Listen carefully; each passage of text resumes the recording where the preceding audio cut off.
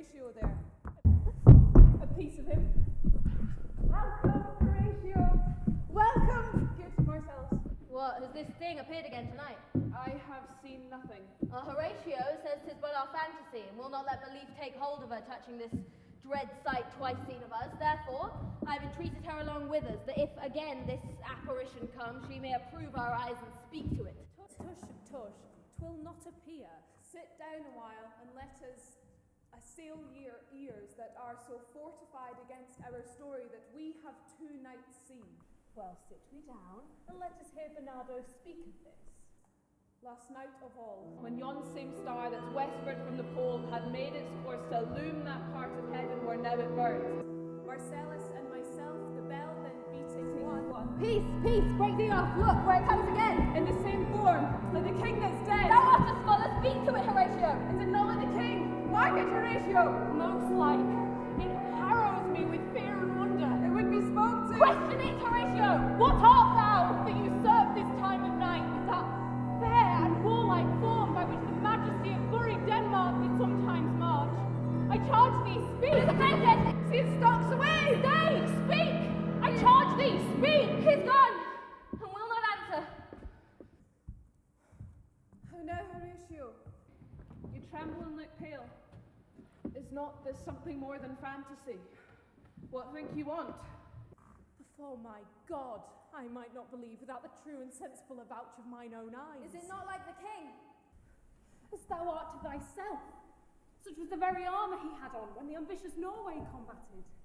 'Tis strange. Thus, twice before, and jump at this dead hour, with martial stalk hath he gone by our watch. In what particular thought to work, I know not.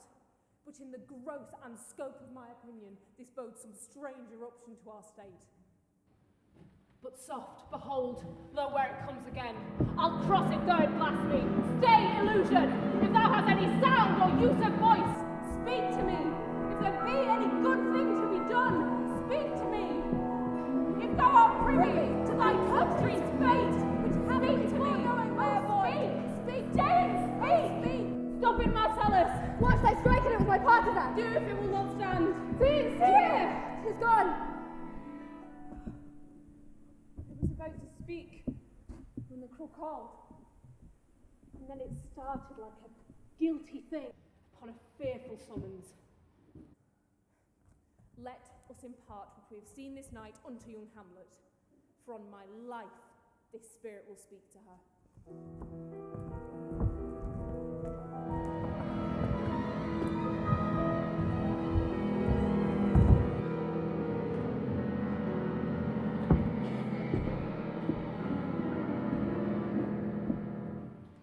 Though yet of our dear brother Hamlet's death the memory be green, and that it has befitted to bear our hearts in grief, and our whole kingdom to be contracted in one brow of woe, yet so far hath discretion fought with nature, that we with wisest sorrow think on him together in remembrance of ourselves. Therefore, our sometime sister, now our queen, the imperial jointress to this warlike state, have we as twere with a defeated joy, with an auspicious and a dropping eye, with mirth in funeral and dirge in marriage in equal scale, weighing delight and dole, taken to wife.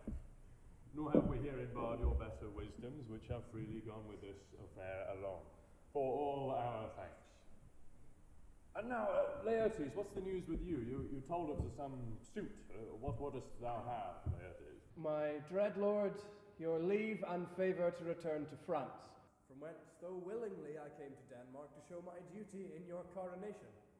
Yet now I must confess that duty done, my thoughts and wishes bend again toward France, and bow them to your gracious leave and pardon. Have you your father's leave? What says Polonius?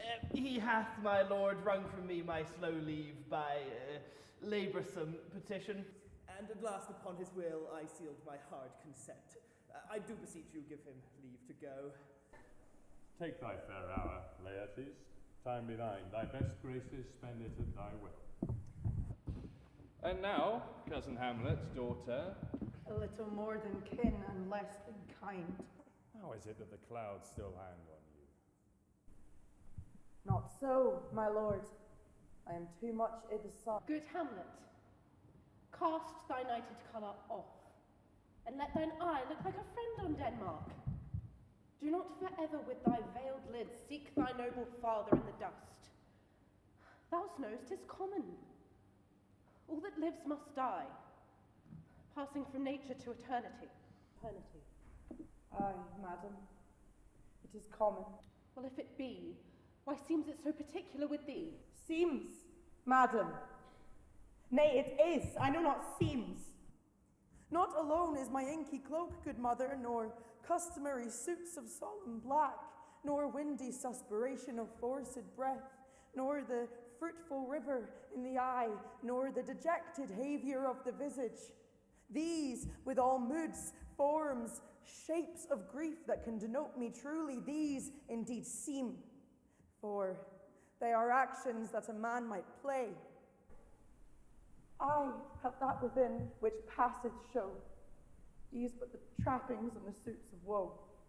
'Tis sweet and commendable in your nature, Hamlet, to give these mourning duties to your father, but you must know your father lost a father, that father lost his, and the survivor bound in filial obligation for some term to do obsequious sorrow, but to persevere in obstinate condolement is a course of impious stubbornness. We pray you throw to earth this unprevailing woe. 'Tis unmanly grief, shows a will most incorrect to heaven, a heart unfortified, a mind impatient, an understanding simple and unschooled. For what must be as any the most vulgar thing to sense, why should we in our peevish opposition take it to heart? Fie, 'tis a fault against heaven, a fault against nature, a fault against the dead, whose reason's most absurd, from who hath cried from the first course till he that died today. This must be so, Hamlet. We pray you, throw to earth this unprevailing woe, and think of us as of a father. For let the world take note, you are the most immediate to our throne, and with no less nobility of love than that which dearest father bears his daughter, do I impart towards you. And for your intent in going back to school in Wittenberg, we beseech you, bend you to remain here in the cheer and comfort of our eye, our chiefest courtier, cousin, and daughter. Let not thy mother lose her prayers, Hamlet. I pray thee, stay with us. Go not to Wittenberg. I shall in all my best obey you, madam. Why, 'tis a loving and fair reply. Be as ourselves in Denmark, this gentle and unforced accord of Hamlet sits smiling to my heart. Come away. Oh, that this too solid flesh would melt, thaw, and resolve itself into a dew, or that the everlasting had not fixed his canon against self-slaughter. Oh, God, how weary, stale, flat, and unprofitable seem to me all the uses of this world. 'Tis an unweeded garden which grows to seed things rank and gross in nature, possess it merely. That it should come to this, but 2 months dead, nay, not so much, not 2, so excellent a king, that was to this Hyperion to a satyr, so loving to my mother that he might not beteem the winds of heaven visit her face too roughly. Why, she would hang on him as if increase of appetite had grown by what it fed on, and yet within a month, let me not think on't. Frailty, thy name is woman. A little month, or ere the shoes were old with which she followed my poor father's body, she married. Oh, a beast that once discourse of reason would have mourned longer. O most wicked speed, to post with such dexterity to incestuous sheets. It is not, nor it cannot come to good, but break my heart, for I must hold my tongue. Hail to your lordship! A Horatio, or I do forget myself. This same, my lord, and your poor servant. My honoured friend, I'll change that name with you. What made you from Wittenberg? Marcellus? My good lord. Good even, sir. Glad to see you well. But, what in faith make you from Wittenberg? Oh, a truant disposition, my good lord. I would not hear your enemies say so, nor shall you do mine ear that violence to make it truster of your own report against yourself. I know you are no truant, but what is your affair in Elsinore? We'll teach you to drink deeper ere you depart. My lord, I came to see your father's funeral. I prithee, do not mock me, fellow student. I think it was to see my mother's wedding. Indeed, my lord, it followed hard upon. Thrift, Horatio. The funeral baked meats did coldly furnish forth the marriage tables. I would I had seen my dearest foe in heaven, or ever I had seen that day. My father, Horatio, methinks I see my father. Where, my lord? In my mind's eye, Horatio. I saw him once. He was a goodly king. He was a man. Take him for all in all. I shall not look upon his like again. My lord, I think I saw him yesternight. Saw? Who? My lord, the king, your father. The king, my father. Season your admiration a while. 2 nights together has this gentleman, Marcellus, on his watch, in dead, vast, and middle of night, been thus encountered. A figure, like your father, appears before him, and with solemn march goes slow and stately by. This to me, in dreadful secrecy in part he did, and with him on the 3rd night kept the watch, where both in time and form of the thing, each word made good and true, the apparition comes. I knew your father. These hands are no more like. Did you not speak to it? Indeed I did, my lord. Yet answer made it none. Yet once methought it did lift its head as if it did address itself to motion. And then the crow called loudly, and at the sound it shrunk away in haste and vanished from our sight. 'Tis very strange.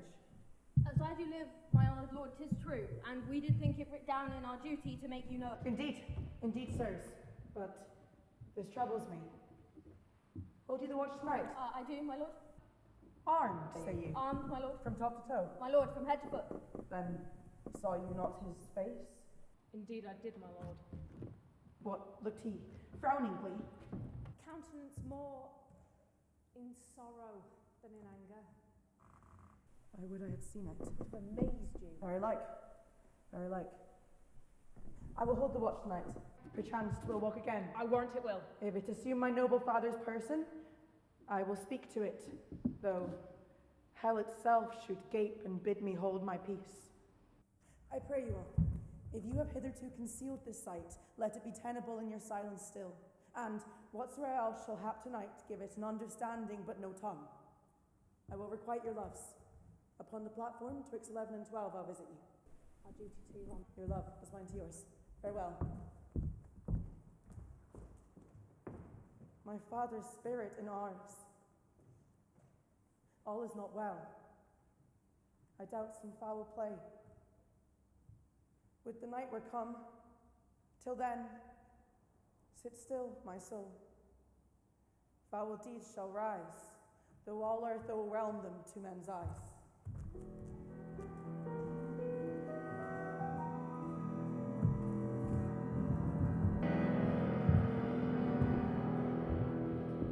My necessaries are embarked. Farewell. And sister, as the winds give benefit and convoys assistance, do not sleep. Let me hear from you. Do you doubt that? For Hamlet and the trifling of her favour, Hold it a passion and a toy in blood, a violet in the youth of primy nature. Forward, not permanent. Sweet, not lasting. The perfume and suppliance of a minute, no more. No more but so. Think it no more. perhaps she loves you now, and now no soil nor caudle doth besmirch the virtue of her will, but you must fear it, her greatness weighed, her will is not her own. for she herself is subject to her birth. She may not, as unvalued persons do, carve for herself, for on her choice depends the health and safety of this whole state. Therefore must her choice be circumscribed unto the voice and yielding of that body whereof she is the head. Then if she says she loves you, it fits your wisdom so far as to believe it as she, in her particular act and place, may give her saying deed, which is no further than the main voice of Denmark goes withal. Then weigh what loss your honour may sustain, if with too credent ear you list her songs, or lose your heart, or your chaste treasure open to her unmastered importunity. Fear it, Ophelia. Fear it, my dear sister, and keep you in the rear of your affection, out of the shot and danger of desire. Be wary then, best safety lies in fear. Youth to itself rebels, though none else near. I shall the effect of this good lesson keep, my brother, as watchman to my heart, but do not, as some ungracious pastors do, show me the steep and thorny way to heaven. Himself whiles like a puffed and reckless libertine, the primrose path of dalliance treads and recks not his own route. Oh, fear me not. I stay too long, but here my father comes. Double blessing is a double grace. Occasion smiles upon a second lead. Yet here, Laertes, aboard for shame. The wind sits in the shoulder of your sails, and you are stayed for. There, my blessing with thee. Most humbly do I take my leave, my lord. The time invites you. Go, your servants tend. Farewell, Ophelia, and remember well what I have said to you. Is in my memory locked, and you yourself shall keep the key of it. Farewell.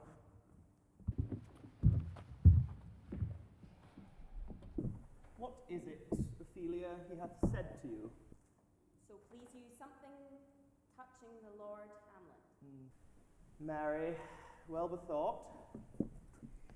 'Tis told me she hath very oft of late given private time to you, and that you yourself have of your audience been most free and bounteous.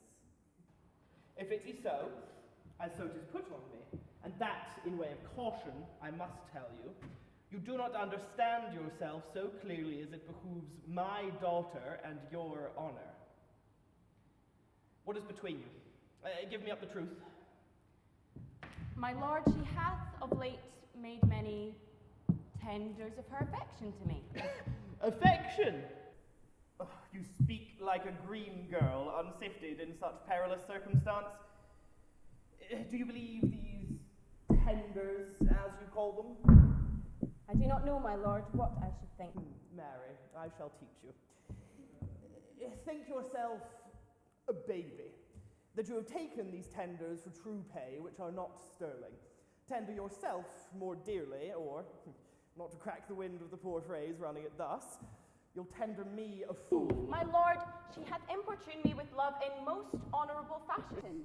Aye, fashion you may call it. Go to, go to. And hath given countenance to her speech, my lord, with almost all the holy vows of heaven. Aye, I do know, when the blood burns, how prodigal the soul lends the tongue vows. These blazes, daughter, giving more light than heat, extinct in both even in their promise, as it is a making, you must not take for fire. From this time, I am be somewhat scanter of your maiden presence. Set your entreatments at a higher rate than a command to parley.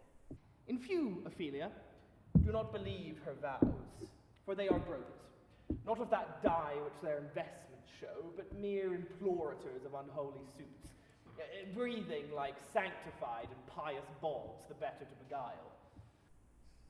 This is for all. I would not, in plain terms, have you from this moment so slander any moment's leisure as to give words or talk with the Lord Hamlet.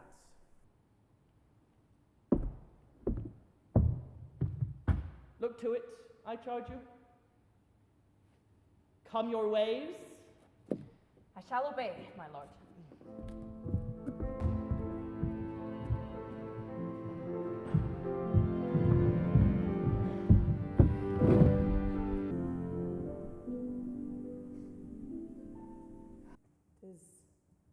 Tis very cold. 'Tis a nipping and an eager air. What hour now? I think it lacks of 12. No, it is struck. Indeed. I heard it not. Well, then it draws near the season. The spirit held his wont to walk. What noise is that, my lord? The king doth wake tonight and takes his rouse, keeps wassail, and as the swaggering upspring reels, and as he drains his draughts of Rhenish down, the kettle drum and trumpet thus bray out the triumph of his pledge. Look, my lord, it comes. Angels and ministers of grace, defend us. Be thou a goblin damned, or spirit of health, bring with thee airs from heaven or blasts from hell. Be thy intent wicked or charitable, thou comest in such a questionable shape that I will speak with thee.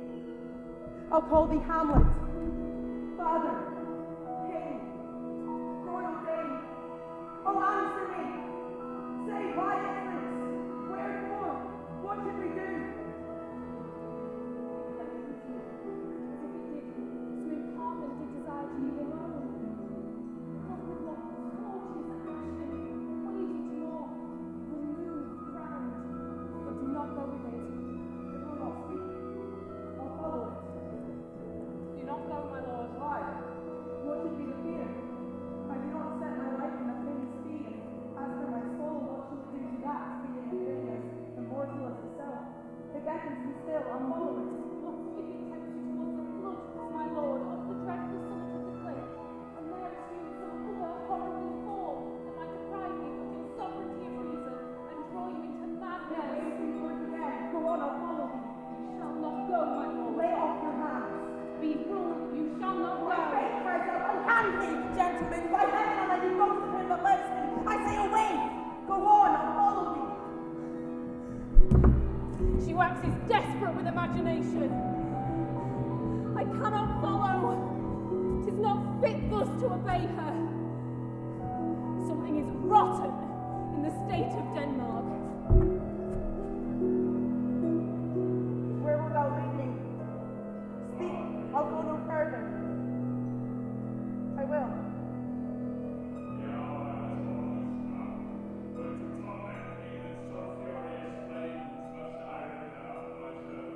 Alas, her ghost.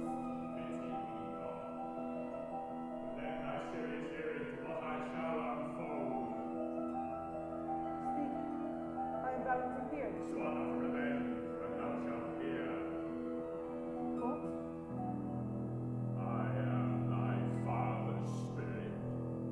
Doomed for a certain term to walk the night, and in the day confined to fast in fires until the foul crimes done in my days of nature are burnt and purged away. List, oh list, if thou didst ever thy dear father love. Revenge is foul and most unnatural murder. Murder? Murder most foul is in the best it is, but this most foul, strange, and unnatural. Sleeping in my orchard, a serpent stung me. So by a forged process of my death, the whole ear of Denmark is rankly abused. But know this, thou noble youth, the serpent that did sting thy father's life now wears his crown! Oh, my prophetic soul, my uncle! Aye, that incestuous, that adulterate beast! With witchcraft of his wing and traitorous gifts, so wicked wing and gifts that have the power so to seduce, one to to his shameful lust the will of my most seeming virtuous queen. Oh, Hamlet, what a falling off was there from me, whose love was that of dignity, that it went hand in hand even with the vow I made to her in marriage, and to decline upon a wretch whose gifts were poor to those of mine. But so, methinks I sent the morning air a brief lengthening sleeping in my orchard, as was my custom of the afternoon, upon my secure hour thy uncle stole, with juice of casted heaven on in a vial, and in the boxes of my ears did pour this leprous distilment, whose effect holds such enmity with blood of man, that swift as quicksilver it courses through the natural gates and alleys of the body, and thus was I at once of life, of crown, of queen dispatched, cut off even in the blossoms of my sin, and now so disappointed, and an heir no reckoning made, was sent to my account with all my imperfections on my head. O Hamlet, if thou hast nature in thee, bear it not. Let not the royal bed of Denmark be a couch for luxury and damned incense. But howsoever thou pursuest this act, let not thy mind contrive towards thy mother aught, but leave her to heaven, and to those thorns that notch in her bosom to prick and sting her. Farewell, Hamlet. Remember me.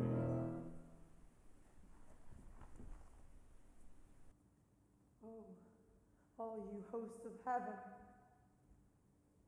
O earth, what else?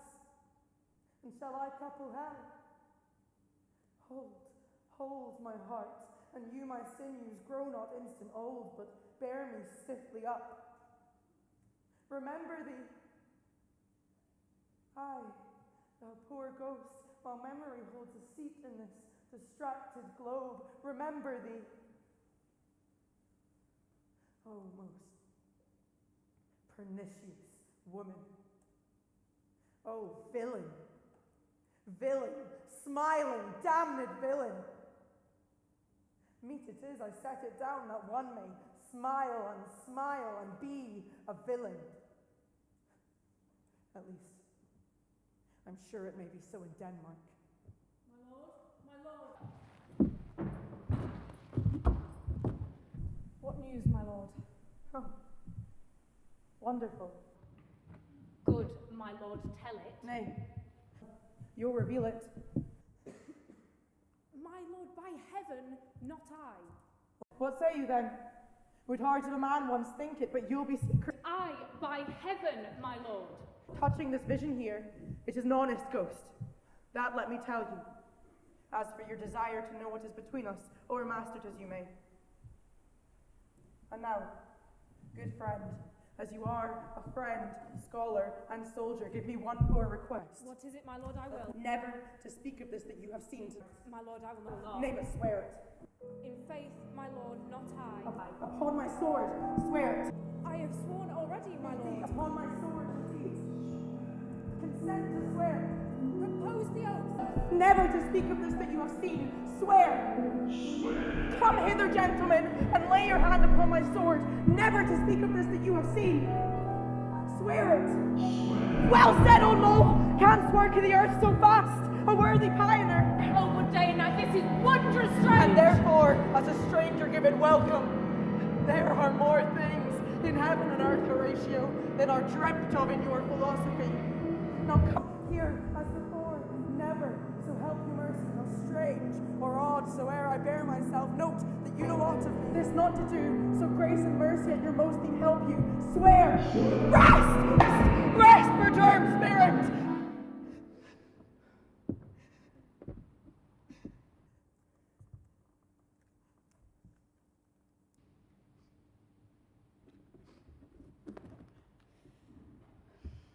Gentlemen, I do commend my love to you, And what so poor a man as Hamlet may do, but give his love and friend, and God willing shall not lack. I pray you, let us go in together, and still your finger on your lips, I pray. The time is out of joint. Oh, cursed spite, if ever I was born to set it right.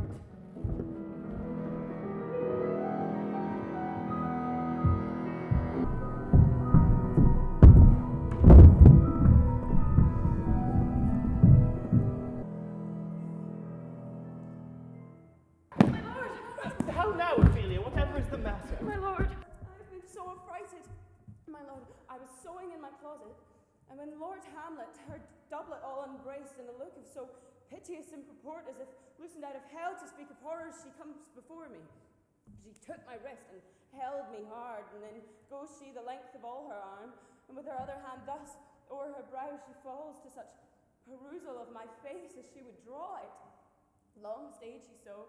With that done, she lets me go, and with her head o'er her shoulder turned, she seemed to find her way without her eyes, for out of doors she went without their help unto the last, bended their light on me.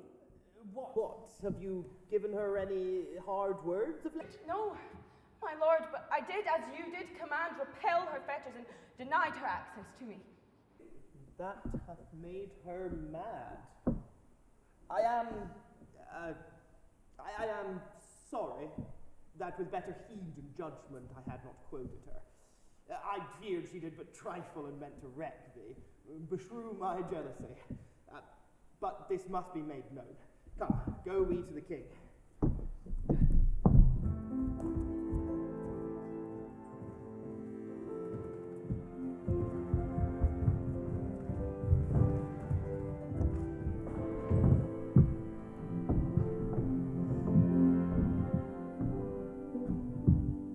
Well, Rosencrantz and Guildenstern, moreover did we much long to see you. The need we have to use you did provoke our hasty sending. Something you have heard of Hamlet's transformation, so call it, sith neither the exterior nor the inward woman resembles that it was. What it should be more than her father's death that puts her so far from an understanding of herself I cannot dream of. Thus I entreat you both that, being of so young of days brought up with her, and sit so neighboured to her youth and haviour, that you vouchsafe your rest here in our court some little time, so that by your companies we may draw her unto pleasures, and gather what unknown to us afflicts her thus. This opened lies within our remedy. Good gentleman, she hath much talked of you, and sure I am two men there are not living to whom she more adheres. If it pleases you to provide us with your gentry and goodwill as to expend your time with us a while, or for the supply and profit of our hope, your visitation to receive such thanks as fits a king's remembrance. Both your majesty's might by the sovereign power you have with us, but your dread pleasure is more into command than to entreaty. But we both obey, and here give up ourselves in the full bent to lay our services at your feet, to be commanded. Thanks, Rosencrantz and gentle Guildenstern. Thanks, Guildenstern and gentle Rosencrantz, and I beseech you instantly to go and visit my too much changed daughter. Heaven make our presence and practices pleasant and helpful for her.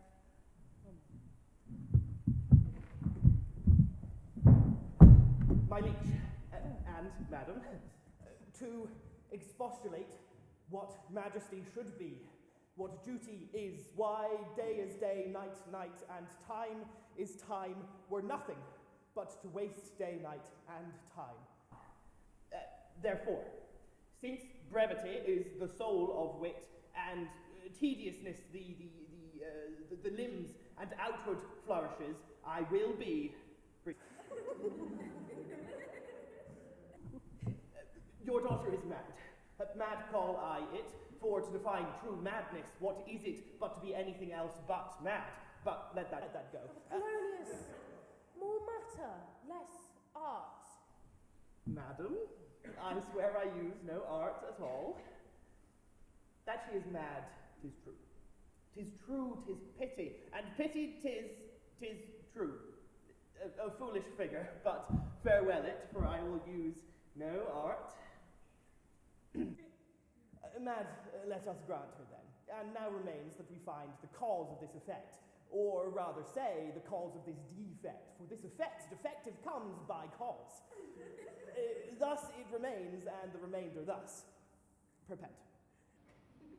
I have a daughter, have while she is mine, who, in her duty and obedience, Mark, hath shown me this. Now gather and surmise. To the celestial and my soul's idol, the most beautified Ophelia. That's an ill phrase, a vile phrase. Beautified is a vile phrase, but you shall hear thus. In her excellent white bosom, these... Came this from Hamlet to Ophelia? Stay a while, madam, I will be faithful. Doubt thou the stars are fire. Doubt that the sun doth move. Doubt truth to be a liar, but never doubt I love. O dear Ophelia, I am ill at these numbers. I have not art to reckon my groans, but that I love thee best. O most best, believe it, adieu. Thine evermore most dear lady, Hamlet. This, in obedience, hath my daughter shown to me, and more above hath her solicitings, as they fell out by time, by means, and place, all given to mine ear. But how hath she received her love? What do you think of me? As of a man faithful and honourable. I would fain prove so. To my young mistress thus I did bespeak. Hamlet is a prince, out of thy star this must not be. And then I precepts gave her, that she should lock herself from her resort, admit no messengers, receive no tokens. Which done, she took the fruits of my advice, and Hamlet, repulsed, a short tale to make, fell into a sadness, then into a fast, thence to a watch, thence to a weakness, thence to a lightness, and by this declension into the madness wherein now she raves, and all we mourn for. Do you think this is? It may be. It's very likely. How may we try further? You know, sometimes she spends some 4 hours together walking here in the lobby. So she At doesn't... such a time, I'll loose my daughter to her. Be you and I behind an arras then, mark the encounter. If she love her not, and is not from her reason fallen thereon, let me be no assistant to estate, but keep a farm and carters. We will try. But look, where sadly the poor wretch comes reading. Away, both away, I beseech you. Shall board her presently. Give me leave. How does my good Lord Hamlet? Well, God a mercy. Do you know who I am, my lord? Excellent, well. You are a fishmonger. Not I, my lord. Then I would you were so honest a man. Honest, my lord. Aye, sir. To be honest, as this world goes, is to be one man picked out of 10,000. That's very true, my lord. Or if the sun breed maggots in a dead dog, being a god kiss and carrion. Have you a daughter? I have, my lord. Let her not walk in the sun, for conception is a blessing, but not as your daughter may conceive. Friend, look to it.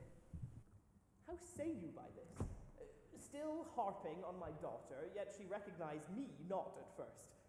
She thought I was a fishmonger. She is far gone, far gone. And truly, in my youth, I did suffer much extremity for love, very near this. I shall speak to her again. What do you read, my lord? Words. Words. What is the matter, my lord? Between who? What is the matter that you read, my lord? Slanders, sir. For the satirical rogue says here that old men have grey beards, yet I hold it not honesty to have it thus set down, for yourself, sir, should be as old as I am, if like a crab you could go backwards. If this is madness, there is method in it. Will you come out of the air, my lord? Into my grave. Indeed, that is out of the air. How pregnant sometimes her replies are. A happiness that madness sometimes hits on. which reason or sanity could not so prosperously be delivered of. I shall leave her, and suddenly contrive the means of meeting between her and my daughter. My honourable lord, I most humbly take your leave. You cannot take, sir, from me anything that I would more willingly part with all. Except my life. Except my life. Except my life. Fare you well, my lord. You go seek the Lord Hamlet. Here she is. My honoured lord! Our most excellent good friend! How dost thou, Guildenstern? Ah, Rosencrantz! And with you, Lord. Good lads, how do you go? As the indifferent children of the earth, happy in that we're not over happy. On Fortune's cap, we're not the very button. Nor the soles of her shoes. Neither, my lords. Her privates. Ooh, the most secret parts of Fortune. Most true, she is a strumpet. But, what makes her Delsnor? To visit you, my lord, no other occasion. Beggar that I am even poor in thanks. But I thank you, friends, and sure my thanks for too dear a halfpenny. Were you not sent for? Is it your own inclining? Is it a free visitation? Come, deal justly with me now. Come, I speak. What should we say, my lord? Why, anything, but to the purpose. You were sent for. What should we say, my lord? Why, anything, but to the purpose. You were sent for. There is a kind of confession in your looks that your modesties have not craft enough to colour. I know the good king and queen have sent for you. To what end, my lord? That you must teach me. But come, deal justly with me now, whether you were sent for or no. What say you? My lord, we were sent for. I will tell you why. So shall my anticipation prevent your discovery, and your secrecy to the king and queen moult no feather. I have of late, though wherefore I know not, lost all my mirth, forgone all custom of exercises. What a piece of work is man! How noble in reason, how infinite in faculty, in form and moving, how express and admirable. In action, how like an angel. In apprehension, how like a god. The beauty of the world, the paragon of animals, and yet, to me, what is this quintessence of dust? Man delights not me. No, nor women neither, though by your smiling you seem to say so. My lord, there is no such stuff in my thoughts. Well, why did you laugh then when I said man delights not me? To think, my lord, if you delight not in man, what Lenten entertainment the players shall receive from you. We quoted them on the way, and ever are they coming to offer you service. He that plays the king shall be welcome. His majesty shall have tribute of me. The adventurous knight shall use his foil and target. The lover shall not sigh gratis. The humorous man shall end his part in peace, and the clown will make those laugh whose lungs are tickled at his ear. And the lady shall say her mind freely, for the blank verse shall halt for it. What players are they? Even those you were wont to take delight in, the tragedians of the city. There are the players! Welcome! Welcome, friends!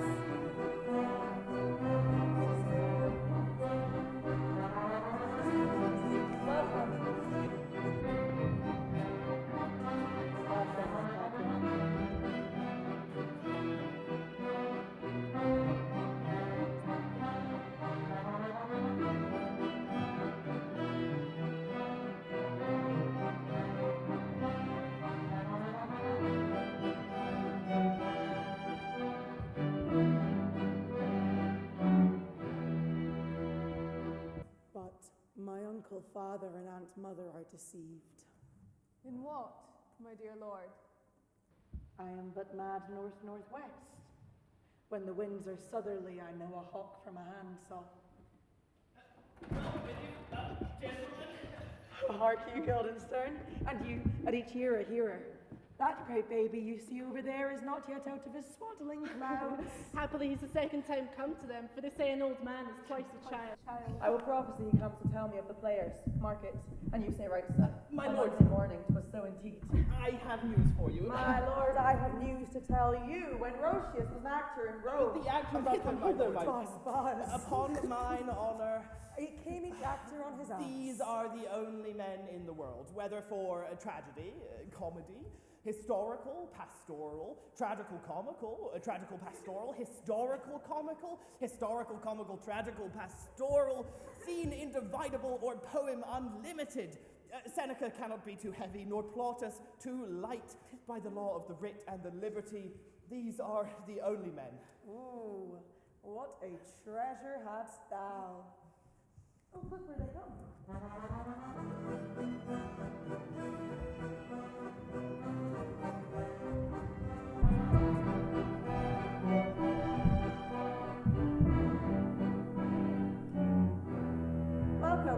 Welcome, friends. We'll hear a speech straight. Come, give us a taste of your quality. Come, a passionate speech. What speech, my lord? I have heard thee speak me a speech once, though it was never acted, or if it was, not above once, for the play I remember pleased not the million. 'Twas caviar to the general, but to me and to others whose judgments cried to the top of mine, it was an excellent play, well digested in the scenes, set down with as much modesty as cunning. One speech in it that I chiefly loved, 'twas Aeneas' tale to Dido, or thereabout of it especially, where he speaks of Priam's slaughter. If it live in your memory, begin at this line. Let me see. The rugged Pyrrhus, like the Hyrcanian beast. That was not so. When it begins with Pyrrhus, the rugged Pyrrhus, horridly tricked with blood of fathers, mothers, daughters, sons, baked and pasted on the parching streets, thus o'ersized with coagulate gore, with eyes like carbuncles, the hellish Pyrrhus, old grandsire Priam seeks. So proceed you. For God, my lord, well spoken, with good discretion and good accent.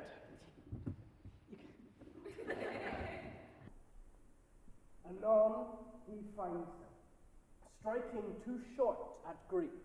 His antique sword, rebellious to his arm, lies where it falls, repugnant to command. Unequal matched, Pyrrhus at Priam drives. In rage, strikes wide, but with the whiff and wind of his fell sword, the unnerved father falls.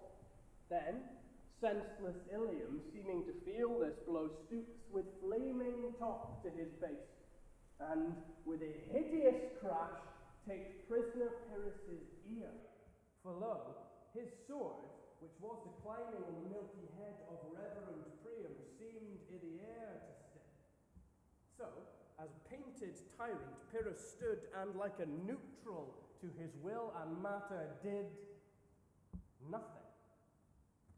But, as we often see, against some storm, a silence in the heavens, the rack stands still, the bold wind speechless, the orb below as hush as death.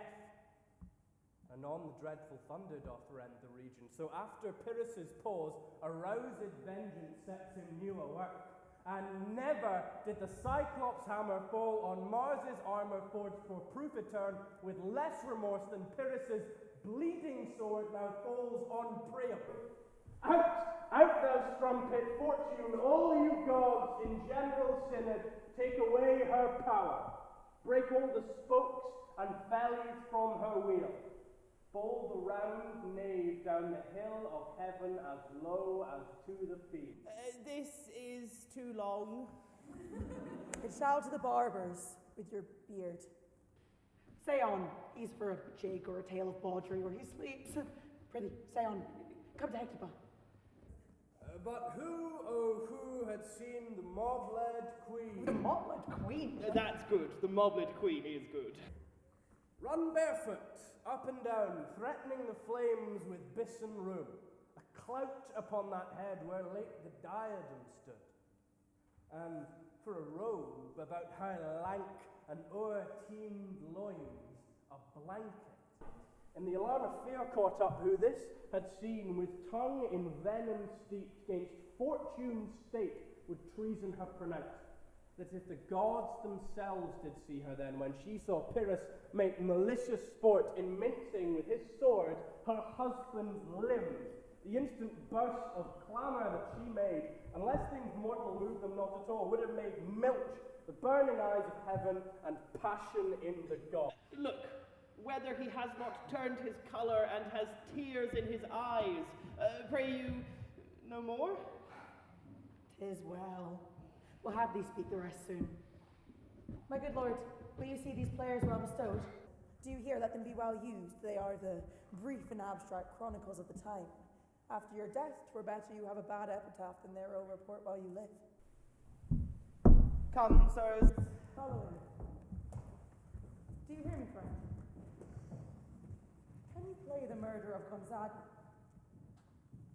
Aye, my lord. And you could, for a need, study a speech of some 12 or 16 lines that I would set out and insert into, could you not? Aye, my lord. Very well. We'll have it tomorrow night. Follow that, lord. And look, you mock him not. My good friends, I'll leave you tonight. You're welcome now, Senor. Good, my lord. I'll be with you.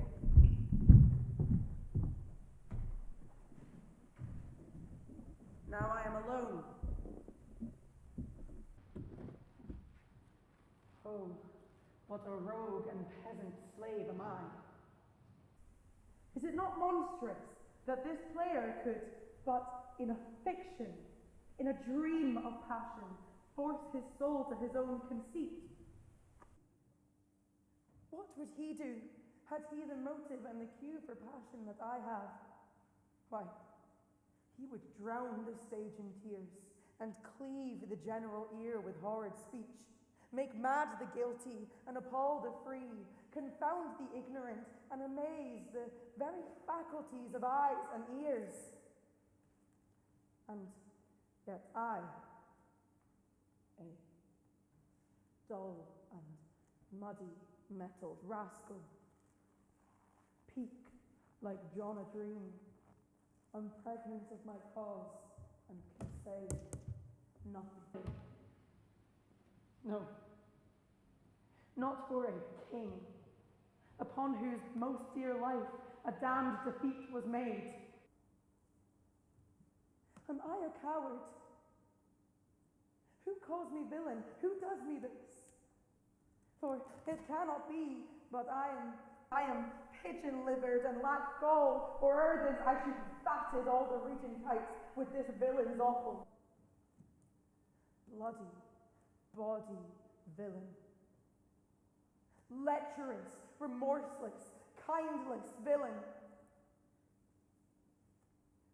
This is most brave, that I, the daughter of a dear father murdered, prompted to my revenge by heaven and hell, must, like a whore, unpack my heart with words and fall a cursing like a very drab scullion.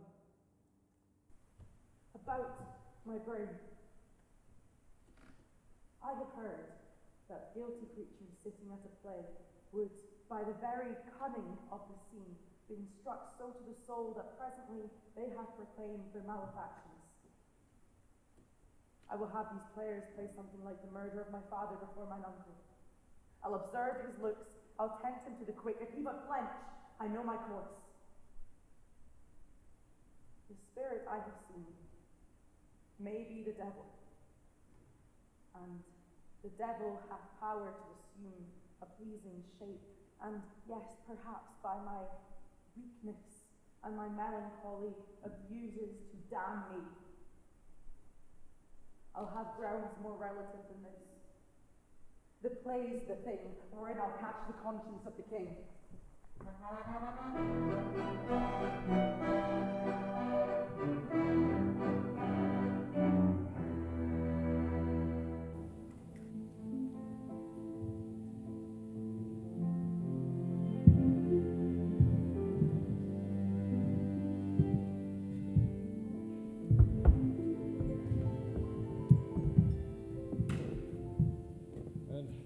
by no drift of circumstance get from her why she puts on this confusion, grating so harshly all her days of quiet with turbulent and dangerous lunacy. She does confess she feels herself distracted, but from what cause she will by no means speak. Nor do we find her forward to be sounded, but instead with a crafty madness keeps aloof when brought on to some confession of her true state. Did she receive you well? Most like a gentleman. But with much forcing of her disposition.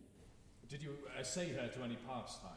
Sir, it so fell out that certain players we o'erwrought on the way. Of this we told her, and there did seem in her a kind of joy to hear of it. They are about the court, and as I believe they have already ordered to play tonight before her. 'Tis most true, my lord, and she did beseech me to entreat your majesty to hear and see the matter. It doth much content me to hear her so inclined. Good gentlemen, give her a further edge and drive her purpose onto these delights. We shall, my lord. Ophelia, walk you here. Gracious, so please you, we will bestow ourselves. Read on this book.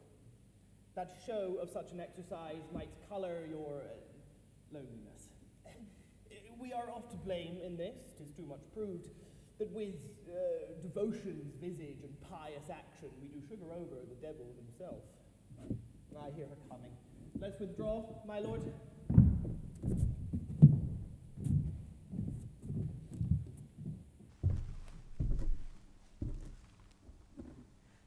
To be or not to be? That is the question. Whether 'tis nobler in the mind to suffer the slings and arrows of outrageous fortune, or to take arms against a sea of troubles, and by opposing, end them. To die.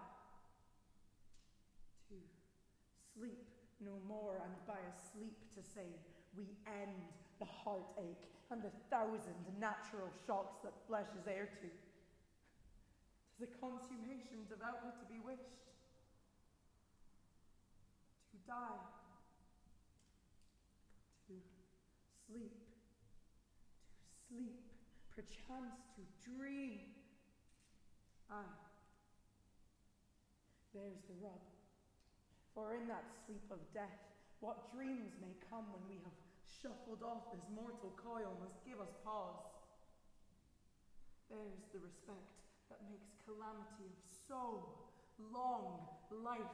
For who would bear the whips and scorns of time, the oppressor's wrongs, the proud man's contumely, the pangs of despised love, the insolence of office, and the patient merit that the unworthy takes, when he himself might his quietus make with a bare bodkin?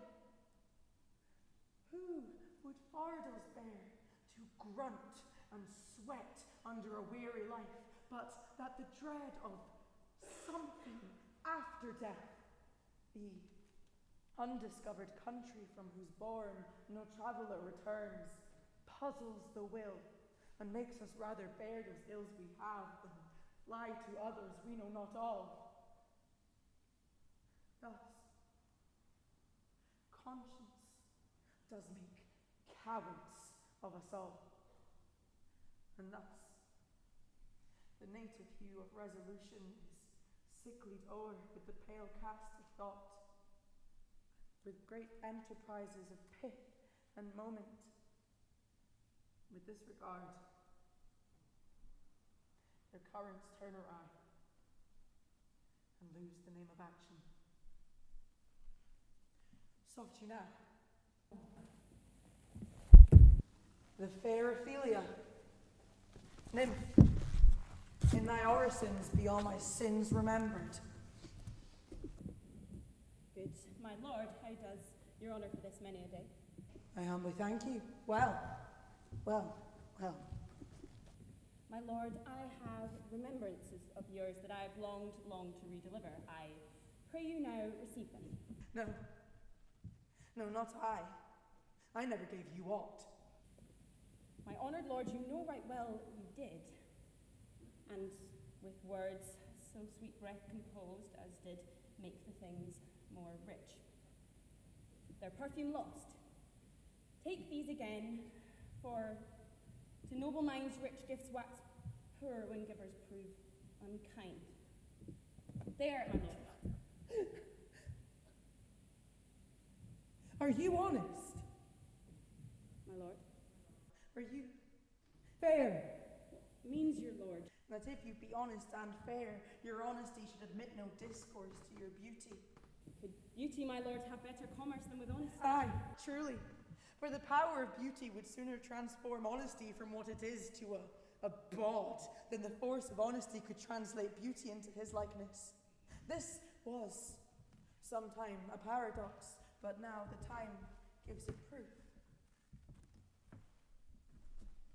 I did love you once. Indeed, my lord, you made me believe so. You should not have believed me.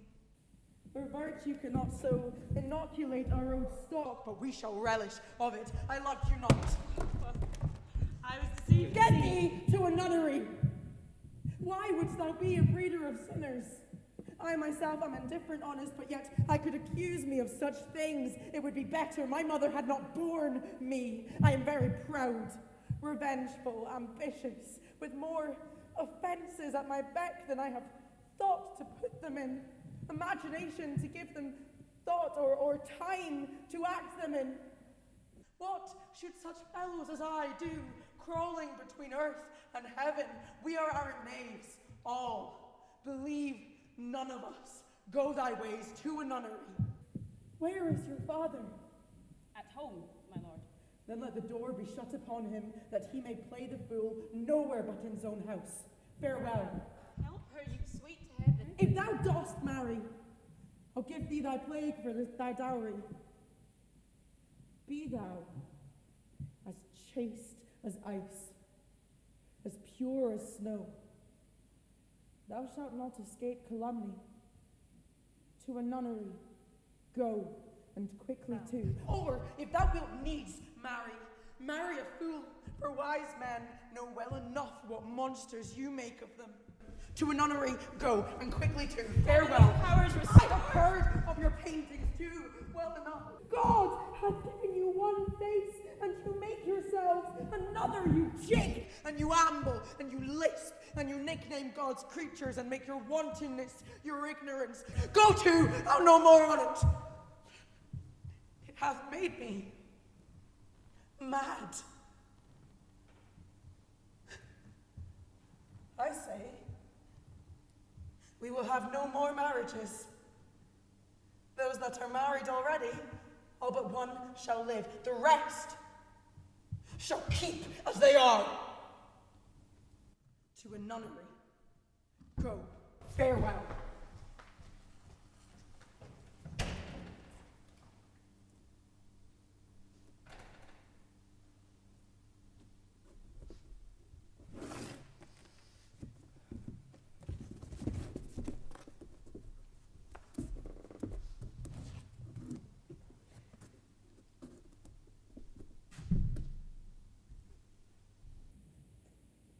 What a noble mind is here o'erthrown. The courtiers, soldiers, scholars, eye, tongue, sword. The expectancy in the rose of the fair state, the glass of fashion, and the mould of form. The observed of all observers, quite down. And I, of ladies most deject and wretched, that suck the honey of her music vows, now see that honourable and noble reason like sweet bells jangled, out of tune and harsh. That unmatched form and feature of blown youth blasted with ecstasy.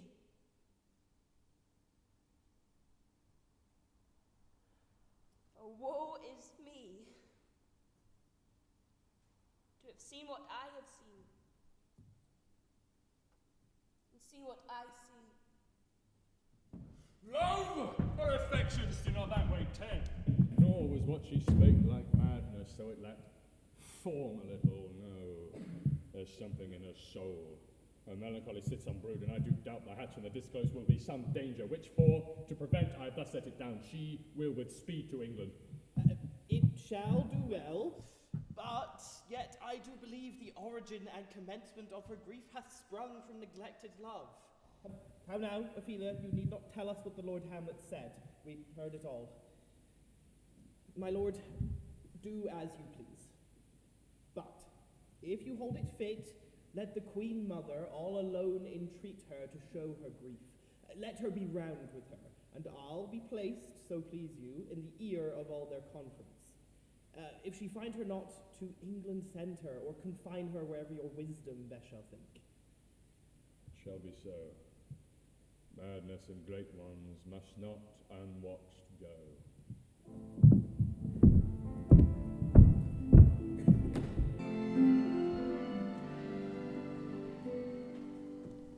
What ho, Horatio? Dear sweet lord, at your service. Our Dean is just a man as e'er my conversation coped withal. Dear lord, do not think I flatter.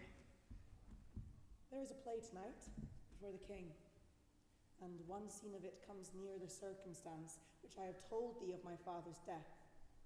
When thou seest that act afoot, even with the very comment of thy soul, observe mine uncle, for mine eyes will rivet to his face, and if his occulted guilt does not itself unkennel within one speech, it is a damned ghost that we have seen, and my imaginations are as foul as Vulcan's stithy.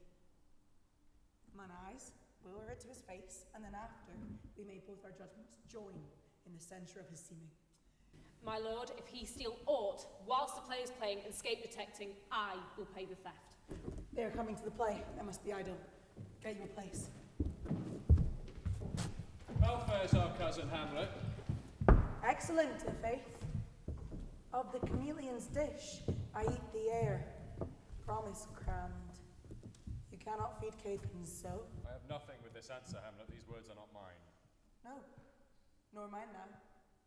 My lord, you played once at the university, did you not? That did I, and was counted a good actor. Oh, what did you enact? I did enact Julius Caesar. I was killed in the Capitol. Brutus killed me. It was a brute part of him to kill so capital a calf there. Be the players ready? Aye, my lord, they stay upon you patience. Come hither, my dear Hamlet. Sit by me. No, mother. Here's metal more attractive. Huh. Do you mark that? Shall I lie upon your lap? No, my lord. I mean, my head upon your lap. Aye. Did you think I meant country I matters? think nothing, my lord. It is a fair thought to lie between a maid's legs. What is, my lord? Nothing. You are merry, my lord. What must a man do but be merry? For, look you.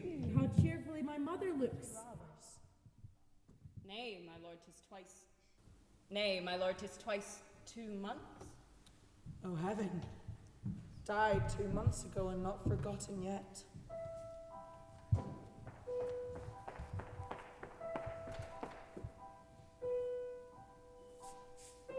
What means this, my lord? This is Mitching Malako. It means mischief. Be like the show and port the argument of the play. We shall know by this fellow here. The players cannot keep counsel, they'll tell all. Will they tell us what this show meant? Aye, for any show that you'll show him. Be you not ashamed to show, they're not ashamed to tell you what it means. You are not. You are not. I'll mark the play.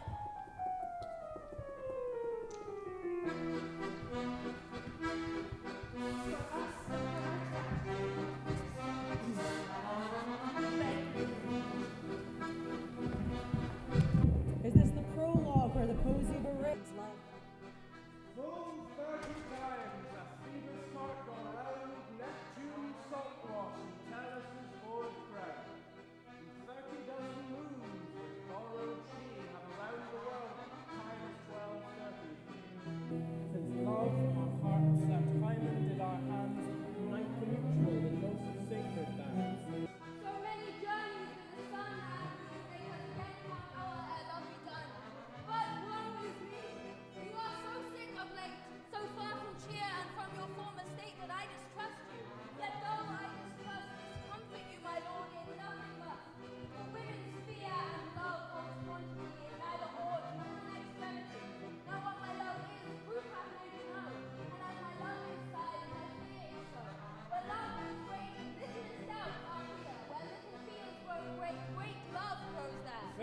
must leave thee, love, and shortly too. My operant powers their functions leave to do. And thou shalt live in this fair world behind, honoured, beloved, and haply one as kind. The husband shalt thou. Such love must need be treason in my breast. In second husband let me be a curse.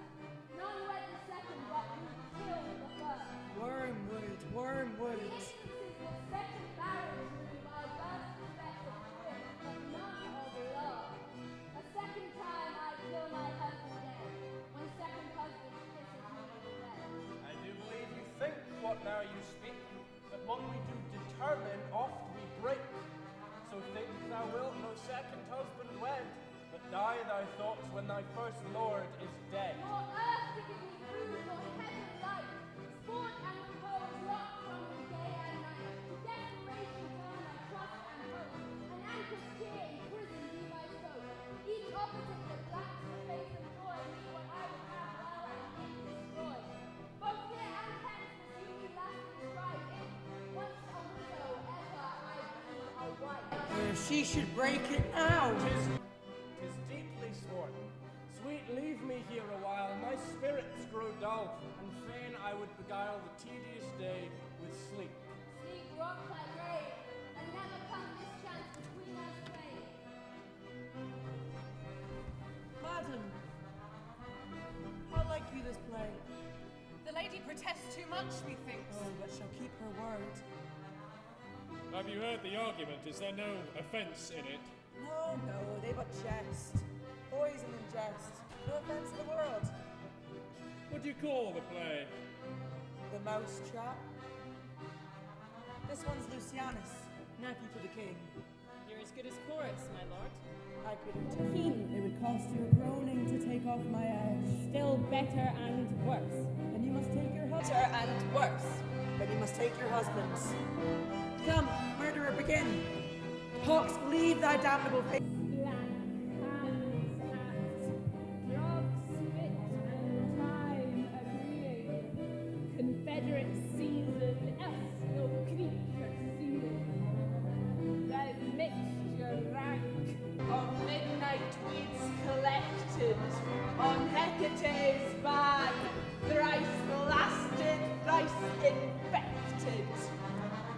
Thy natural magic and dire property on wholesome life usurp immediately.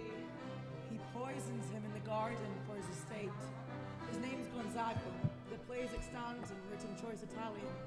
We shall see anon how the murderer gets the love of Gonzago's wife.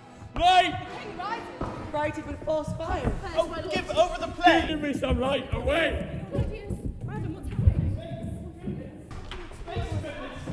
Oh, Horatio, take the ghost word for 1,000 pounds. Disperceive it. I did, my lord. Upon the talk of the poisoning. I did very well note him. God bless my lord. My lord, the queen would speak with you, and presently. Dost thou see yonder cloud that's almost in shape of a camel? By the mass? And 'tis shaped like a camel indeed. Methinks it is like a weasel. 'Tis backed like a weasel. Or like a whale? Very like a whale, my lord. I will to my mother. Bye-bye. I will say so.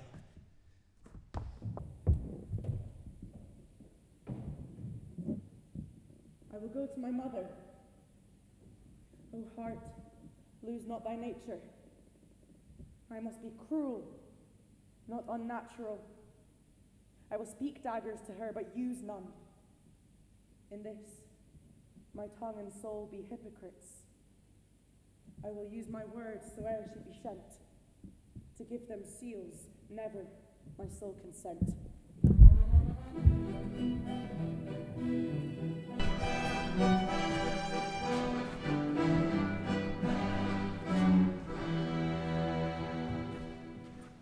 I like her not, nor stands it safe with us to let her madness range. Therefore your commission I shall forthwith dispatch, and she shall along to England with you. The terms of our estate may not endure hazards so dangerous as doth hourly grow from her lunacies. We will ourselves provide. A most holy and religious fear it is, to keep the many, many bodies safe that live and feed upon your majesty.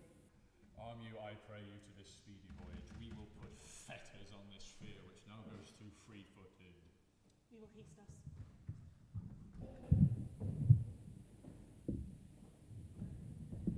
My lord, she is going to her mother's closet. Behind an arras I shall convey myself to hear the process.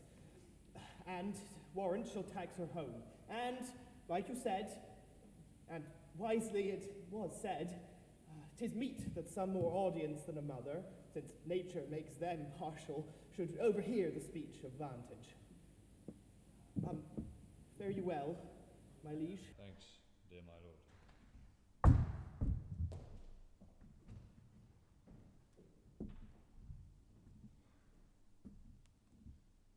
Oh, my offence is rank. It smells to heaven. It hath the primal eldest curse upon it. A brother's murder. Though inclination be as sharp as will, my strong intent defeats my strong will, and like a man to double business bound, I stand in pause where I shall first begin and both neglect.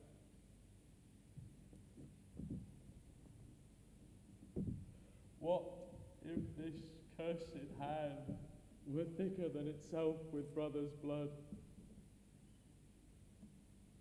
Is there not rain enough in the sweet heavens to wash it white as snow? And what's in prayer but this twofold force to be forestalled ere we come to fall, or pardon being down? Then I'll look up, my fault is past. But what form of prayer can serve me my turn? Forgive me my foul murder. It cannot be. Since I am still possessed of those effects for which I did the murder, my crown, mine own ambition, and my queen. May one be pardoned and retain the offence? In all the corrupted currents of this world, offence's gilded hand may shove by justice, and oft 'tis seen the wicked prize itself buys out the law, but 'tis not so above. There is no shuffling. There the action lies in his true nature, and we ourselves compelled even to the teeth and forehead of our faults to give in evidence. What then? What rest? Try what repentance can. What can it not? Yet what can it when one cannot repent? O wretched state! O limed soul, that struggling to be free art more engaged. Help, angels! Make her say. Bow stubborn knees and heart with strings of steel, be as soft as the sinews of the newborn babe.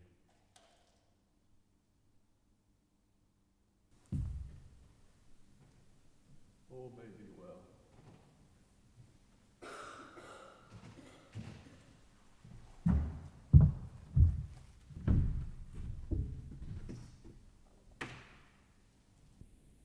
Now might I do it. Now he is praying, and now I'll do it. And so he then kills my father, and then he goes to heaven. That would be scanned. A villain kills my father, and for that, I, his sole daughter, do this same villain send to heaven. Oh, This is hire and salary, not revenge. He took my father grossly, full of bread, with all his crimes broad blown, as flush as May, and how his audit stands, who knows save heaven? But in our circumstance and course of thought, 'tis heavy with him.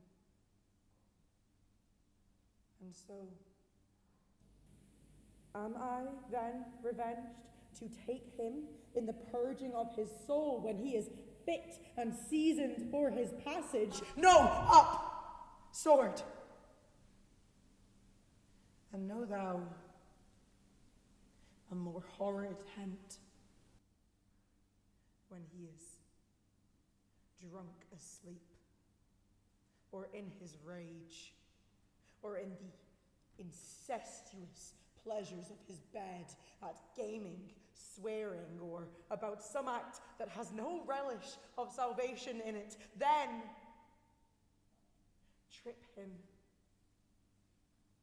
that his heels may kick at heaven, and that his soul may be as damned as hell, whereto it goes. My mother stays. This physic but prolongs thy sickly days.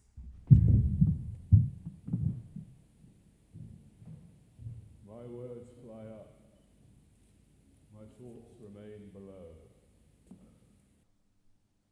Words without thought, never to heaven go.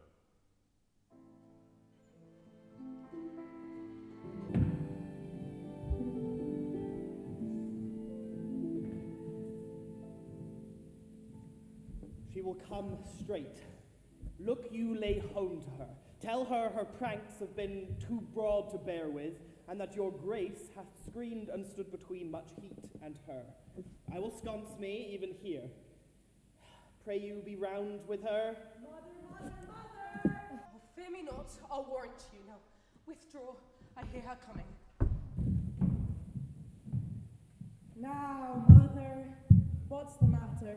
Hamlet, thou hast thy father much offended. Mother, you have my father much offended. Oh, come, you answer with an idle tongue. Go, you question with a wicked tongue. Why, how now, Hamlet? What's the matter now? Have you forgot me? No, by the rood, not so. You are the queen, your husband's brother's wife, and would it were not so, you are my mother.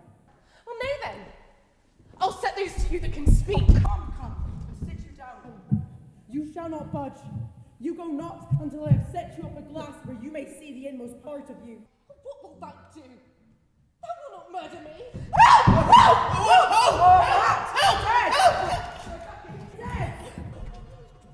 I'm slain!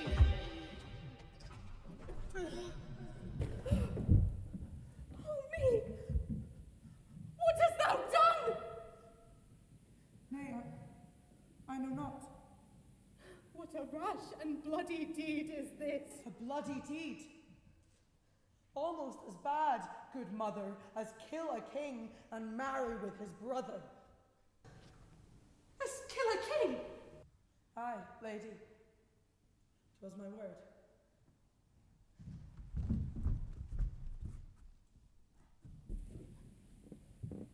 Thou wretched, rash, intruding fool. Farewell. I took thee for thy better. Take thy fortune. Thou find'st to be too busy is some danger. Leave wringing of your hands. Peace! Sit you down, and let me wring your heart, for so I shall if it be made of penetrable stuff, if damned custom has not brassed it so that it is proof and bulwark against sense. What have I done? That thou darest wag thy tongue in noise so rude against me? Such an act that blurs the grace and blush of modesty, calls a virtue hypocrite, takes off the rose from the fair forehead of an innocent love, and sets a blister there, makes marriage vows as false as dicer's oaths.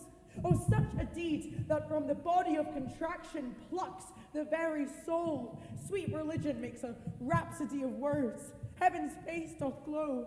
Yes, with this solidity and compound mass, with trispal visage as against the doom is, thought sick at the act. I mean, what act that roars so loud and thunders in the index? Look here, upon this picture, and on this, the counterfeit presentment of two brothers. Look you, what a grace was seated on this brow. This was your husband. Now,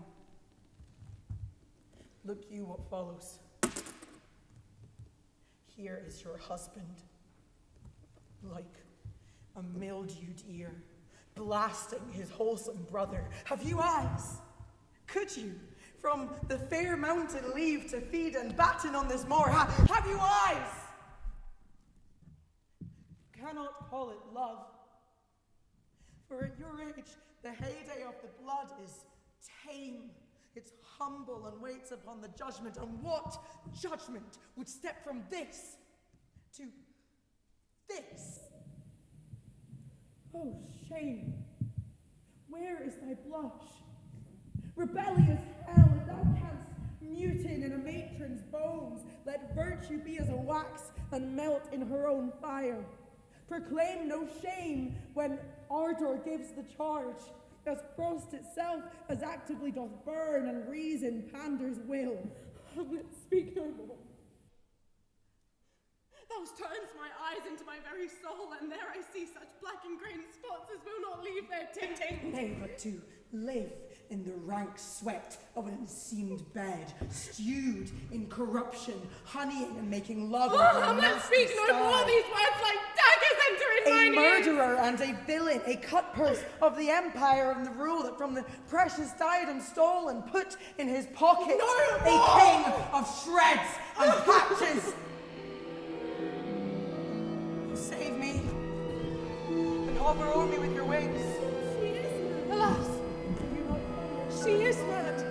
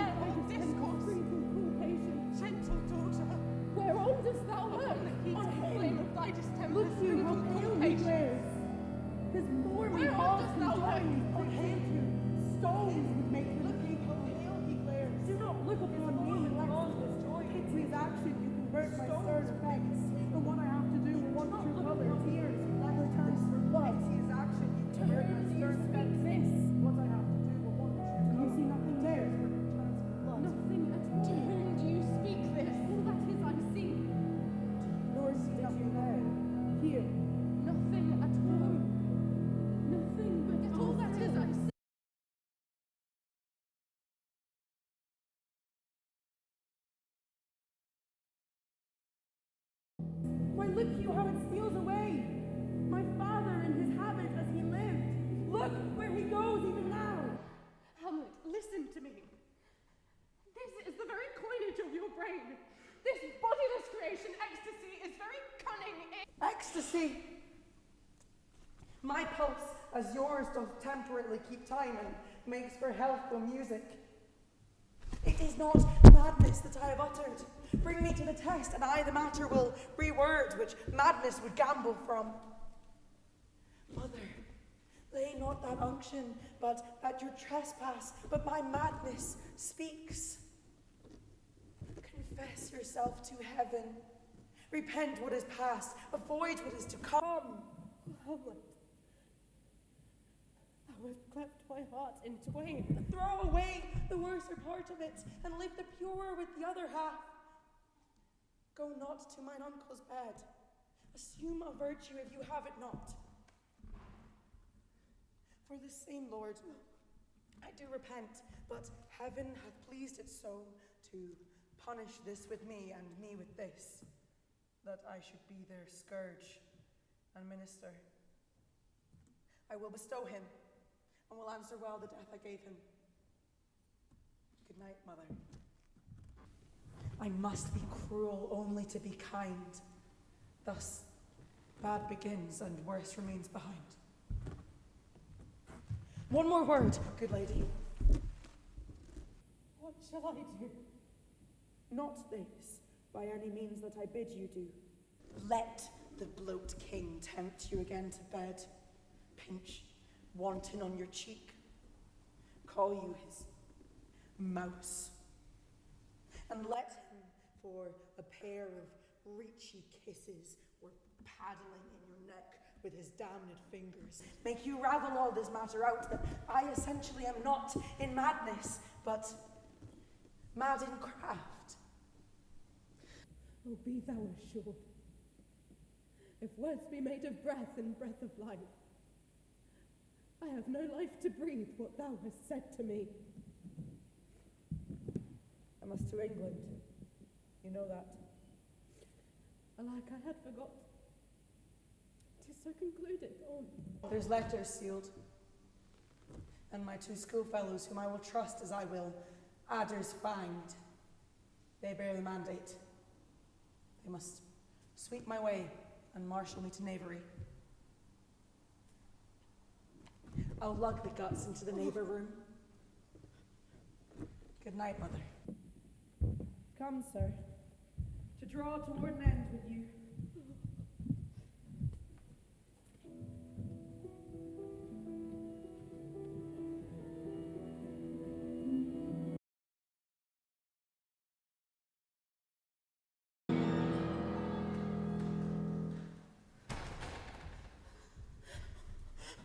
There's matter in these sighs, these profound heaves. You must translate, 'tis fit we understand them. Where is your daughter? Oh, my lord, what have I seen tonight? What, Gertrude? How does Hamlet? As mad as the sea and wind, when both contend which is the mightier. In this lawless fit, behind the arras, hearing something stir, whips out a dagger, cries a rat, and in this bravish apprehension, kills the unseen good old man. Oh, heavy deed. It had been so with us had we been there. Our liberties are full of threats to all, to you, yourself, to us, to everyone. Alas, how shall this bloody deed be answered? Where is she gone? To draw apart the body which she hath killed, or whom her very madness, like some ore among a mineral of metal's base, shows itself pure. Oh, she weeps for what she has done. Oh, Gertrude, the sun no sooner shall the mountains touch. For this vile deed we must send her hence. We must with all our majesty and skill both countenance and excuse. Guildenstern!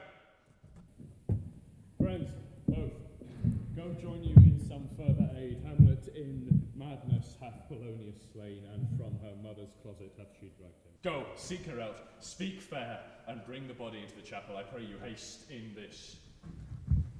And Gertrude, we'll call up our wisest friends and tell them both what we mean to do and what is untimely done.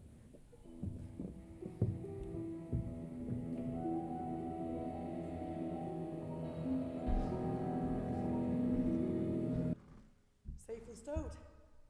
Hamlet! Lord Hamlet! What noise? Who calls him Hamlet? Oh, here they come. What have you done, my lord, with the dead body?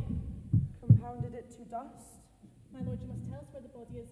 Take it to me, take it thence and bear it to the chapel. Do not believe it. Believe what? That I can keep your counsel, but not mine own.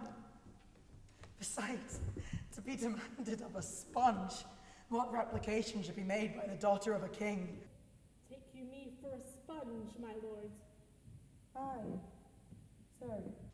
That soaks up the king's countenance, his rewards, his authorities. But such officers do the king best service in the end, for when he needs what you have gleaned, it is but squeezing you and sponge. You shall be dry again. I understand you not, my lord. I am glad of it. A knavish speech sleeps in a foolish ear. My lord, you must tell us where the body is and go with us to the king. The king is not with the body, but the body is with the king. The king is a thing. A thing, my lord! Of nothing. Bring me to him. Hide, fox, and after all...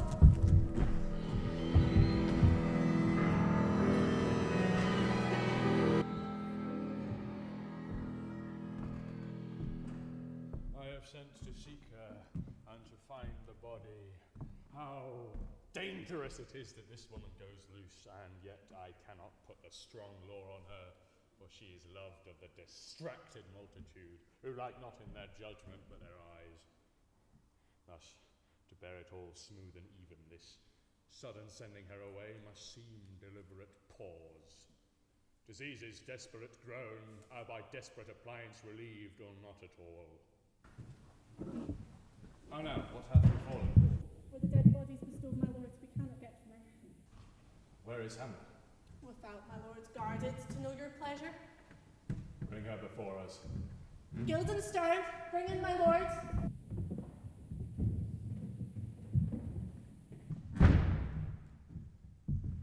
Now, Hamlet. Where is Polonius? At supper. At supper? Where? Not where he eats, but where he is eaten. A certain convocation of politic worms are eaten at him. Your worm is your only emperor for diet. We fat all creatures else to fat us, and we fat ourselves for maggots. Your lean beggar and your fat king are but variable service, 2 dishes, but to 1 table. That is the end. A man may fish with a worm that has eaten of a king, and eat of the fish that has eat of the worm. What dost thou mean by this? Nothing. But to show you how a king may go a progress through the guts of a beggar. Where is Polonius? Of heaven? Send hither to see.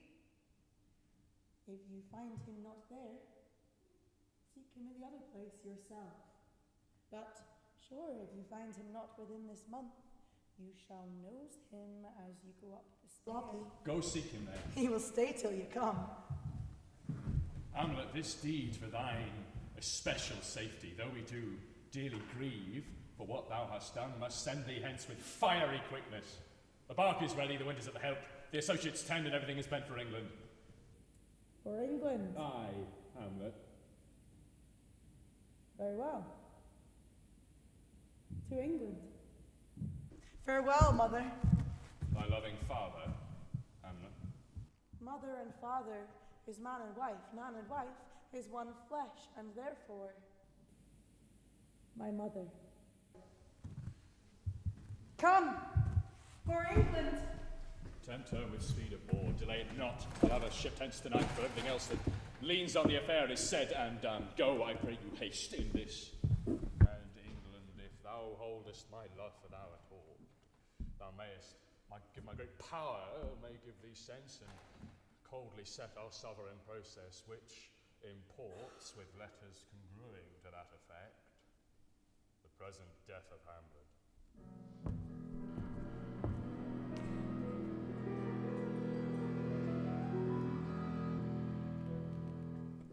I will not speak with her. She's importunate, indeed distract. Her mood will needs be pitied. What will she have? She speaks much of her father. Says she hears there's tricks in the world and hems and beats her heart. As her nods and winks and gestures yield them, one would think there might be thought. Yet nothing sure, and yet much unhappily. It would be good that she were spoken with, for she may strew dangerous conjectures in an ill-breeding mind. Bring her in. to my sick soul as sin's true nature is. So full of all its jealousy is guilt. It spills itself in fearing to be spilt. Where is the beauteous majesty of Denmark? How now, Ophelia? How should I your true love know from another one? By his cockle hat and staff, and his sandal shoe. What imports this sweet song, Ophelia? Say you? Nay. Pray you, Mark. He's dead and gone, lady. He is dead and gone. At his head a grass green turf, at his heels a stone. Nay, but to pray you, Mark. Right and strong. Look here, my lord. Larded with sweet love, which bewept to the grave did go, with true love sure. How do you, pretty lady? Well, God ill you. We say the owl was a baker's daughter. Lord, we know what we are, but not what we may be. God be at your table. And seat upon her father. Pray you! Let's have no words of this. But when they ask you what it means, say you this. Tomorrow is St. Valentine's Day. All in the morning betime, and I am made at your window to be your Valentine. Then up he rose and donned his clothes, and up the chamber door let in the maid that out a maid never departed. Sweet Ophelia.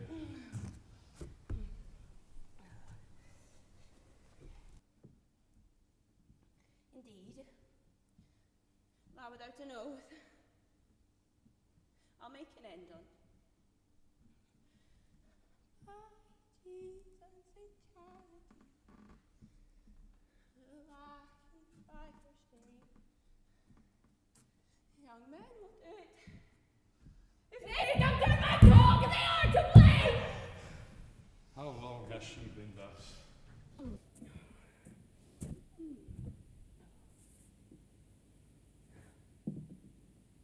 I hope all will be well. We must be patient.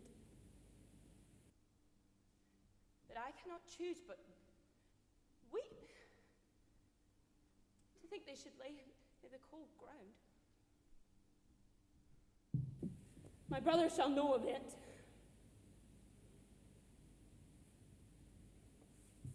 And so I thank you for your good counsel. Come, my coach! Good night. Good night, sweet ladies. Good night. Good night, good night, sweet ladies. Good night. Good night. I pray you. Oh, this is the poison of deep grief. It springs all from her father's death. Oh, Gertrude, when sorrows come, they come not in single spies, but in battalions. Alack! What noise is this? What is the matter? Save yourself, my lord. Young Laertes in a riotous head obeys your officers. The rabble call him lord. They cry, choose we, Laertes shall be king. Caps, hands, tongues applaud it to the clouds. Laertes shall be king. Laertes king. The doors are broke. Where is this king? Ah, thou vile king, give me my father. With a drop of blood that's calm proclaims me bastard. Cries cuckold to my father, brands the harlot even here between the chaste, unsmirched brow of my true mother. What is the reason, Laertes, that thy rebellion looks so giant-like? Leave him, Gertrude. Do not fear our person. There is such divinity doth hedge a Keaton. Treason would peep to what it would, acts little of his will. Tell me, Laertes, why thou art thus incensed? Leave him, Gertrude. Speak, man. Where is my father? Dead. Not by him, How came he dead? I'll not be juggled with to hell allegiance, conscience, and grace to the profoundest pit. I dare damnation. To this point I stand that both the worlds I give to negligence. Let come what comes, only I'll be revenged most thoroughly for my father. Good Laertes, if thou desire to know the certainty of thy dear father's death, is it writ in your revenge that swoop stake you would draw both friend and foe, winner and loser? None but his enemies. Will you know them then? To his good friends thus wide I'll ope mine arms, and like kind, life-rendering pelican repast them with my blood. Why now you speak like a good child and a true gentleman. That I am guiltless in your father's death, and am most sensible in grief for it, it shall to your judgment pierce, as day does to your eye. I know, what noise is that?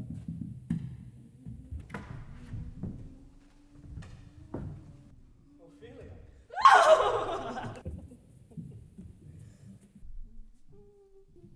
Oh, heat. Dry up my brains. Tears 7 times salt burn out the sense and virtue of mine eye. By heavens, thy madness shall be paid by weight till our scale turn the beam. Oh, rose of May, dear maid, kind sister, sweet Ophelia. Oh, heavens, is it possible? A young maid's wit should be as moral as an old man's life. Nature is fine in love, and where 'tis fine, it sends some precious instance of itself after the thing it loves.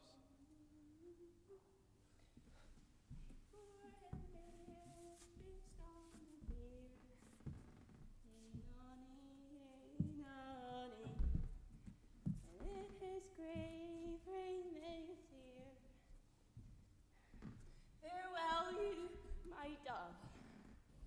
Hadst thou thy wits and didst persuade revenge, it could not move thus.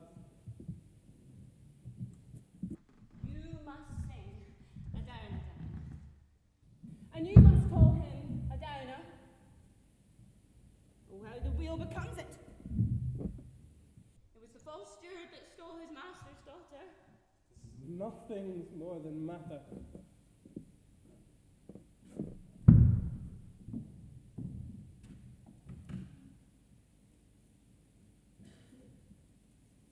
There is rosemary. That's for remembrance. Pray, love, remember.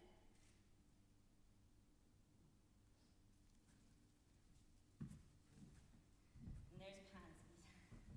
That's for thought. A document in madness. Thoughts and remembrance is fitted. Henna, for you. And columbines. There's Ruth for you. And here's some for me, too. We may call it Herb Grace of Sundays.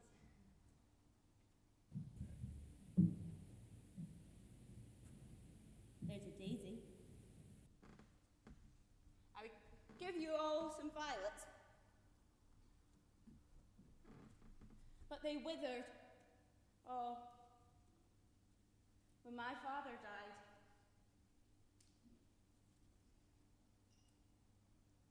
They say he made a good end.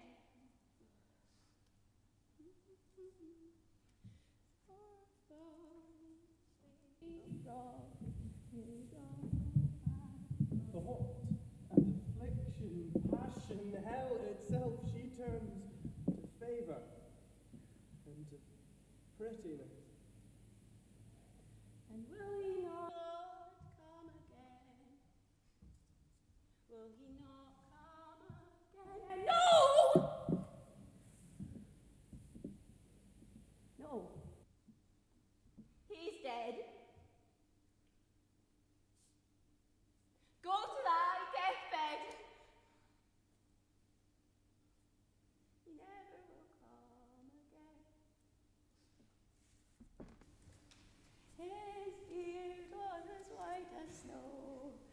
all flats in roses pole. He is gone, he is gone, so we cast away a moan. God have mercy on his soul. On all Christian souls, I pray, God,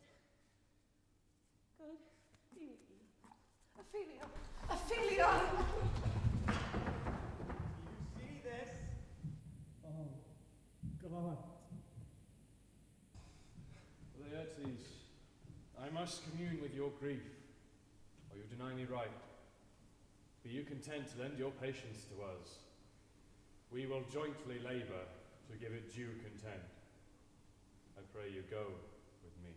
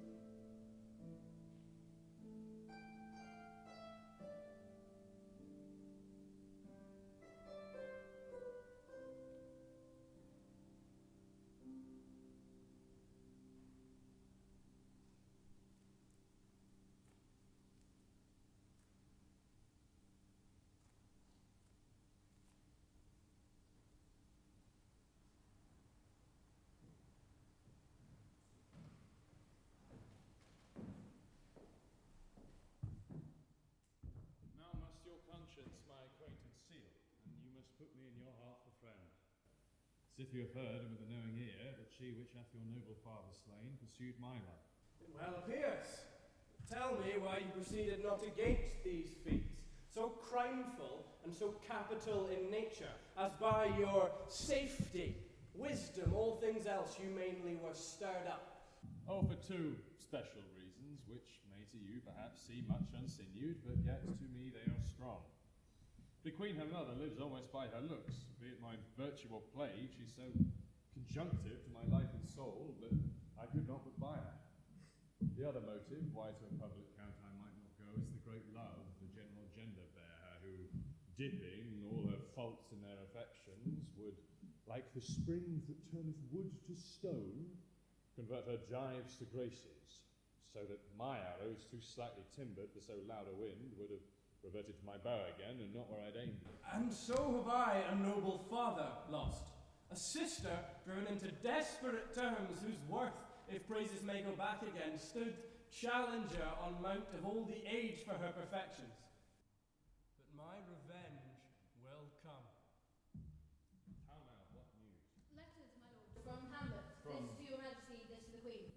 From Hamlet, who brought them? Sailors, my lord? Laertes, you shall hear it. Leave us. High and mighty, you shall know I am set naked on your kingdom.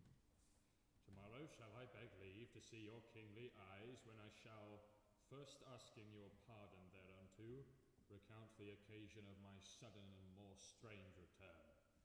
What should this mean? Are all the rest come back, or is this some abuse and no such thing? Know you the hand? 'Tis Hamlet's character.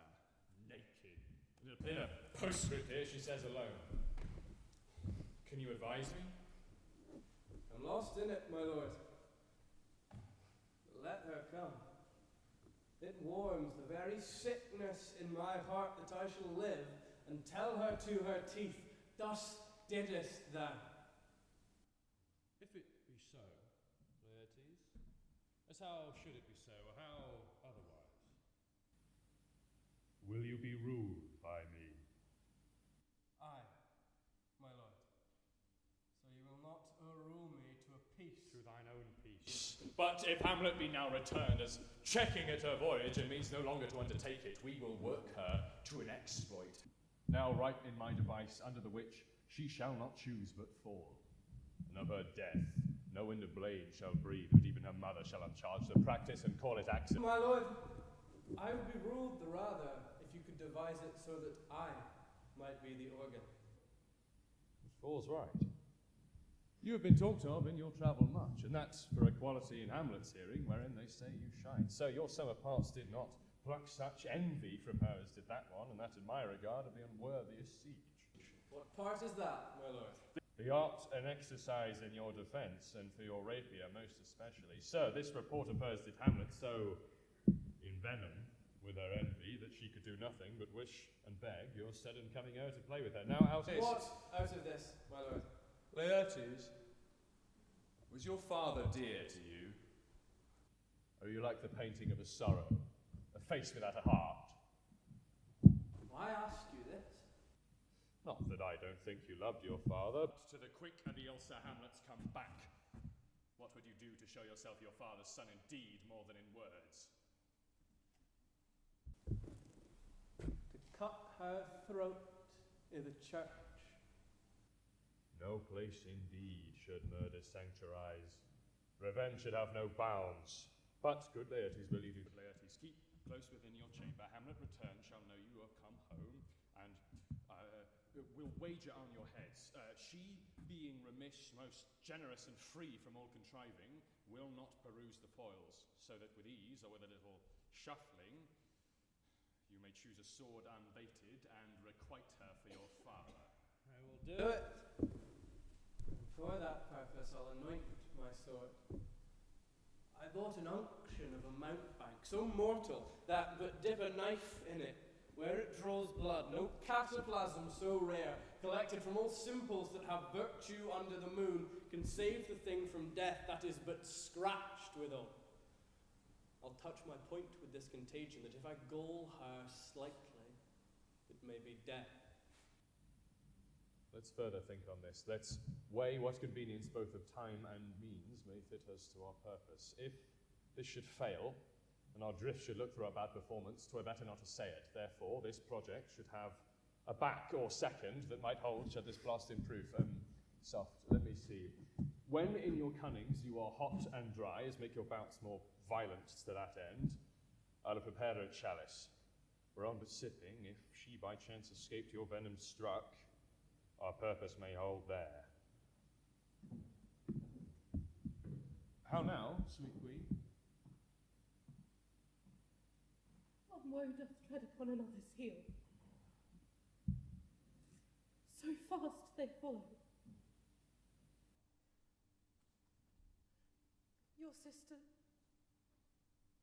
Your sister's drowned, Laertes. Drowned? Oh, where?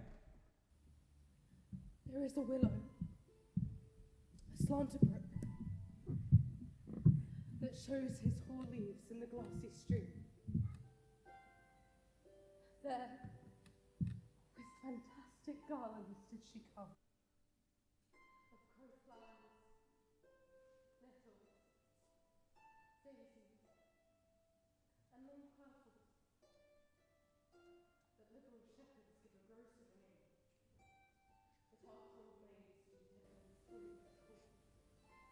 There, on the pendant bones, her coronet weeds clambering to hang, an envious silver broke,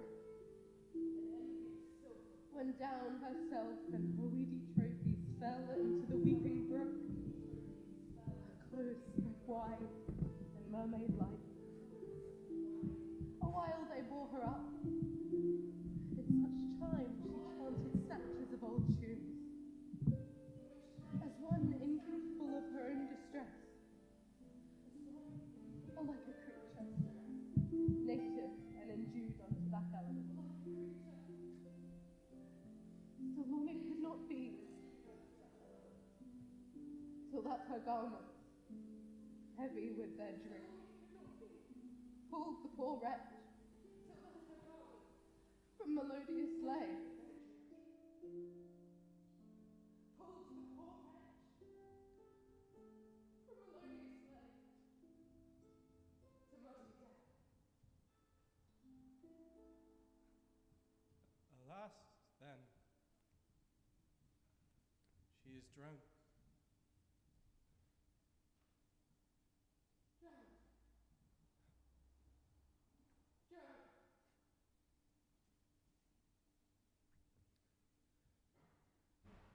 Too much of water hast thou, poor Ophelia,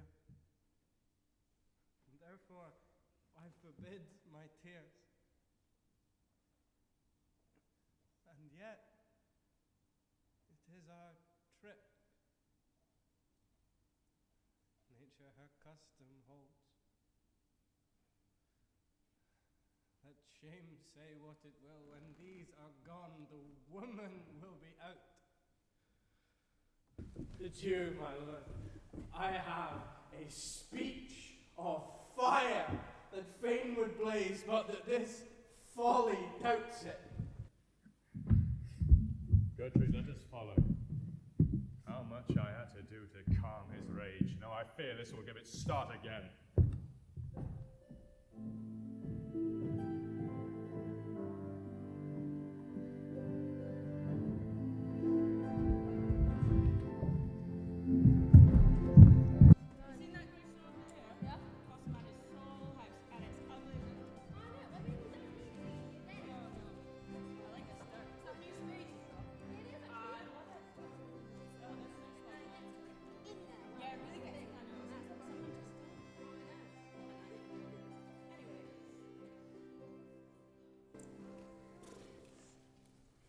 She to be buried in Christian burial that willfully seeks her own salvation. I tell thee she is, and therefore make her grave straight, that crown that hath sat on her, and finds it Christian burial. How can be unless she drowned herself in her own defence? Well, it is found so. It must be. Se offendendo, it cannot be else. For here lies the point. If I drown myself, it argues an act, and an act hath three branches. It is to act, to do, to perform. Argyle she drowned herself with me. Nay, but here you Give me leave. Here lies the water. Good? Here stands the man. Good. If the man go to the water and drown himself, it is willy-nilly he goes. Mark you that. But if the water come to him and drown him, he drowns not himself, Argyle. He that is not guilty of his own death shortens not his own life. Ah, well, you have the truth on it. If this had not been a gentlewoman, she would have been buried out of Christian burial. Well, there thou sayest. And all the more pity that great folk should drown or hang themselves more than they're even Christian. Yeah, well, come my speak. There is no ancient gentleman but gardeners, ditchers, and gravemakers. They hold up Adam's profession. Was he a gentleman? He was the first that ever bore arms. Why, he had none. What? Art a heathen? How dost thou understand the scripture? The scripture says Adam did. Could he dig without arms? Fetch me a stipple liquor.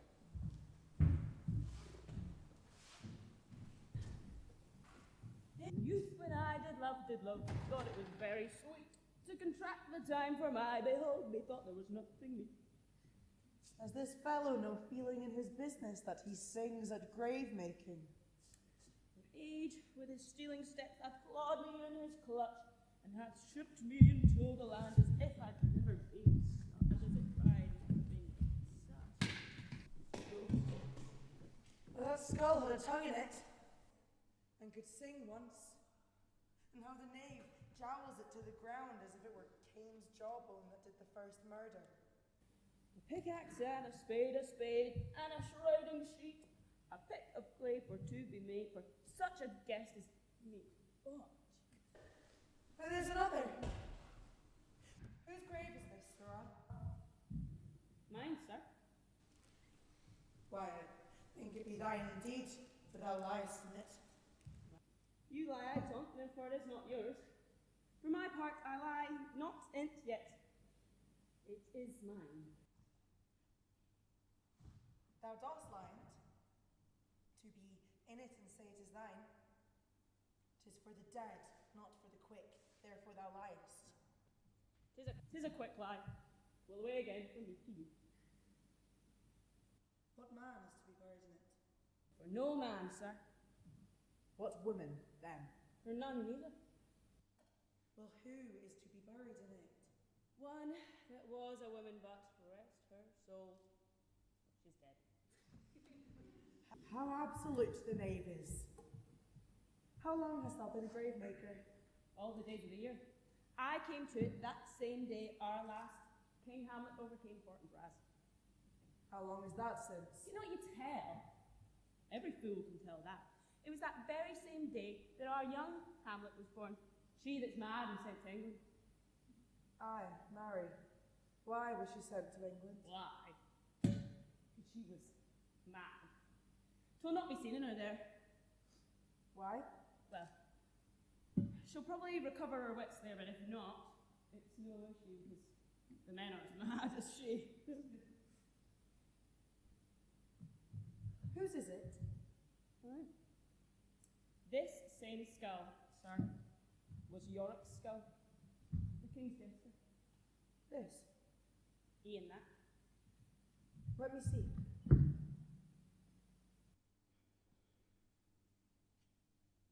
Alas, poor Yorick. I knew him, Horatio. He was a man of infinite jest, of most excellent fancy. He hath borne me on his back 1,000 times, and now, how abhorred in my imagination it is. My gorge rims at it. Here hung those lips that I have kissed, I know not how oft. Where are your jibes now? Your gambols, your songs, your flashes of merriment that were wont to set a table on a roar. Not one now, to mock your own grinning. Quite chapfallen. Get you to my lady's chambers, and tell her, let her paint an inch thick, that to this favour she must come. Make her laugh at that. Prithee, Horatio, tell me one thing. What's that, my lord? Dost thou think Alexander looked to this fashion of the earth? 'Twere to consider too curiously, to consider so. No, faith, not a jot. Here come the king, the queen, the courtiers. Who is this they follow, and with such maimed rites? This doth betoken the course they follow did with desperate hand fordo it some life. 'Twas of some estate. Couch me a while, and mark. What ceremony else? That is Laertes, a noble youth. Mark. What ceremony else? Her obsequies have been as far enlarged as we have warranties. Her death was doubtful, and but that great commander persuades the order, she should in ground unsanctified lodge till the last trumpet. For charitable prayers, shards, flints, and pebbles should be thrown on her. Yet here she is allowed her virgin krantz, her maiden struments, and the bringing home of bell and burial. Must there no more be done? No more be done. We should profane the service of the dead, to sing a requiem and such rest to her as to peace-parted souls. Layer of the earth, and from her fair and unpolluted flesh may violets spring. I tell thee, churlish priest, a ministering angel shall my sister be when thou liest howling. What? The sweet Ophelia? Sweets to the sweet. Farewell. I had hoped thou would have been my Hamlet's wife. I thought thy bride bed to have decked, sweet maid, and not to have strewed thy grave.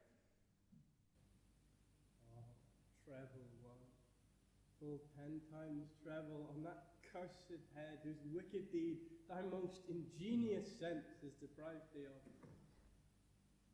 Lay off the earth a while till I have caught her once more in mine arms. Now pile your dust upon the quick and dead till of this flat a mountain you have made to o'ertop old Pelion or the skyish head of blue Olympus. What is he whose grief bears such an emphasis, whose praise of sorrow conjures the wondering stars and makes them stand like wonder-wounded hearers? This is I, Hamlet the Dane. The devil take thy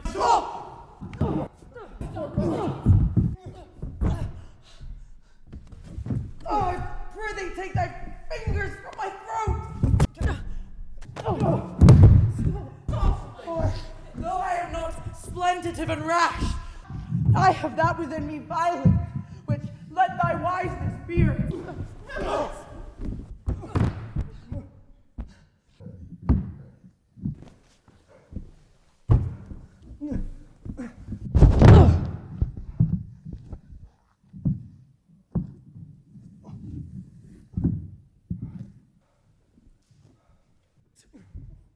Put them asunder!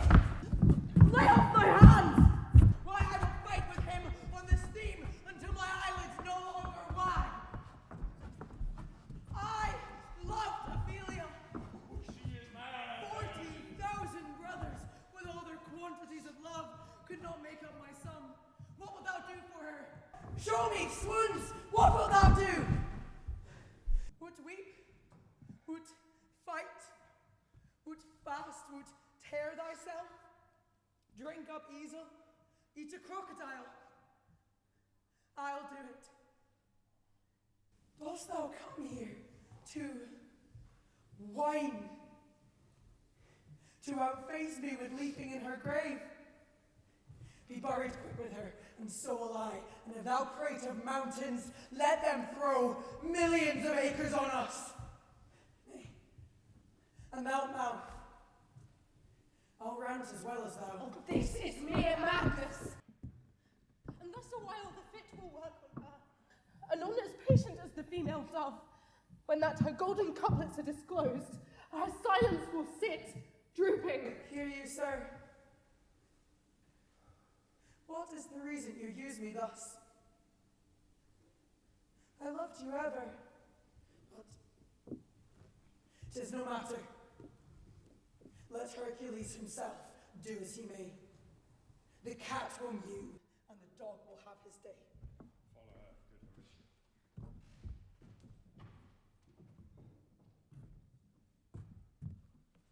Strengthen your patience in our last night's speech. We'll put the matter to the present push. Good Gertrude, set some watch over your daughter. This grave shall have a living monument.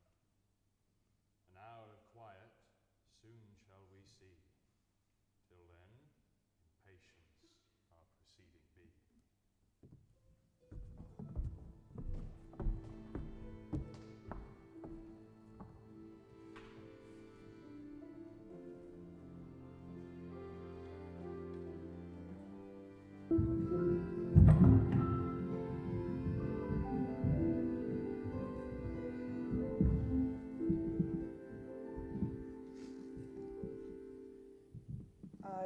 very sorry, good Horatio, that to Laertes I forgot myself.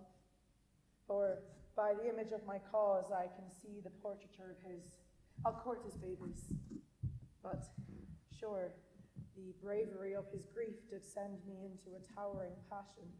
Peace. Who comes here? Well, your lordship is right welcome back to Denmark. I humbly thank you, sir. Dost thou know this waterfly? I do not, my lord. Thy state is the more gracious, for 'tis a vice to know him. He hath much land, and fertile. Let a beast be lord of beasts. His crib shall stand at the king's mess. 'Tis a chop, but, as I say, spacious in the possession of dirt. Sweet lord, if your lordship were at leisure, I should impart a thing to you from his majesty. I shall receive it with all diligence of spirit. Well, the king bade me signify to you that he hath laid a great wager on your head. This is the matter. You are not ignorant of what excellence Laertes is. I dare not confess that, lest I should compare with him in excellence. For to know a man well were to know himself. I mean for his weapon, but in the imputation laid on him by them in his meed he is unfellowed. What's his weapon? Rapier and dagger. Oh, that is 2 weapons, but okay. Oh, well, the king hath laid that in a dozen passes between yourself and him, he shall not exceed you 3 hits. He hath laid on 12 for 9, and it should come to immediate trial, if your lordship would vouchsafe the answer. But How if I answer no? I mean the opposition of your person in trial. Sir, I will walk here the hall. If it fits the king's pleasure, 'tis the breathing time of day with me. Let the foils be brought, gentlemen willing, and I shall win at the odds. If not, I gain nothing but my shame in the odd hit. My lord, his majesty commanded you attend him in the hall. I am constant to my purpose. It fits the king's pleasure. My fitness speaks, if his is ready, now or whensoever, provided I be so able as now. Well, the king and queen and all are coming down. In happy time. Oh, and the queen desires you to use some gentle entertainment to Laertes before you fall to play. She instructs me well. We'll lose this wager, my lord. I do not think it. Since he has been in France, I have been in continual practice. Nay, my good lord. Not a whit. We defy augury. There is a special providence in the fall of a sparrow. If it be not now, it is to come. If it be not to come, it is now. If it be now, 'tis not to come. The readiness is all. Since no man has aught of what he leaves behind, what is it to leave betimes? If your mind dislike anything, Not a obey whit. it. We defy augury. Come, Hamlet, come. Take this hand from me. Sir, pardon me, I've done you wrong. But, pardon, as you are a gentleman, you needs have heard how I am punished with sore distraction.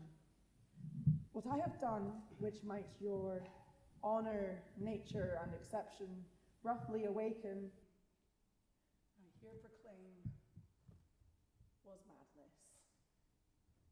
Let my disclaiming from a purposed evil free me so far as in your better judgment that I have shot mine arrow o'er the house and hurt my brother.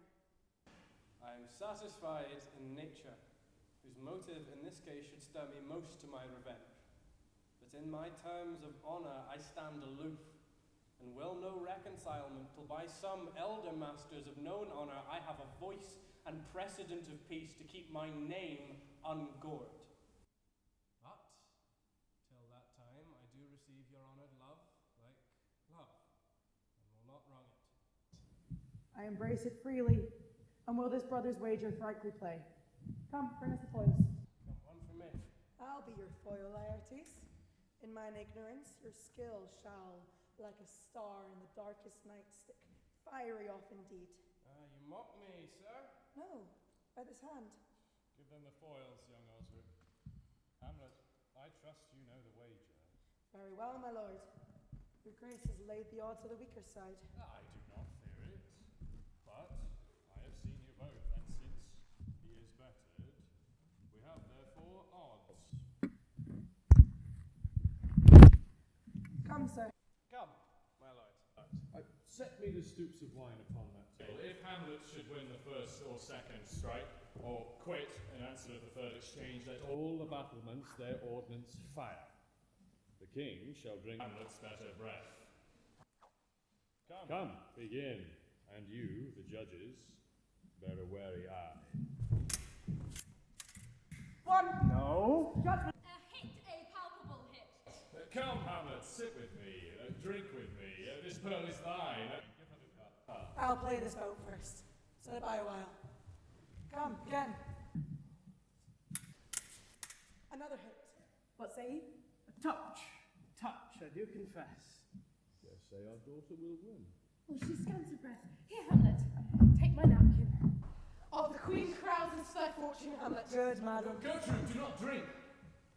I shall, my lord, I pray thee, pardon me. It is the poison cup. It is too late. I dare not drink yet. Bye-bye. Come, let me wipe thy face. My lord, I'll hit her now. I do not think it. And yet, this is almost against my conscience. Come, Laertes, for a third. You but dally. I pray you, pass with your best violence. I am afeard you make wanton of me. Say you so? Come on.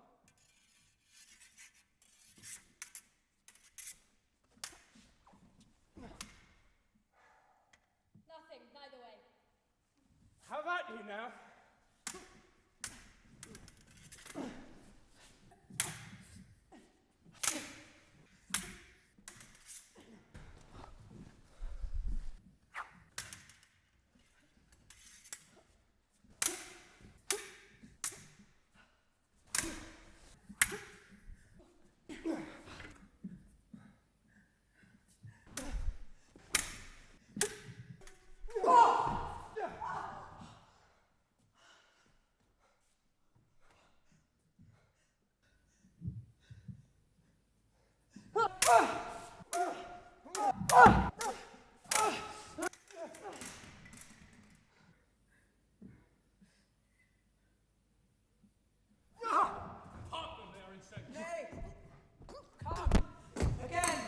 Look to the queen now!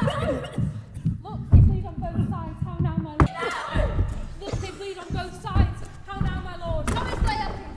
Hey, a woodcock, mine own springe ushering, I am justly killed with mine own shriek. How does the queen? She swells to see them. No! No! It is the drink! The drink, dear Hamlet!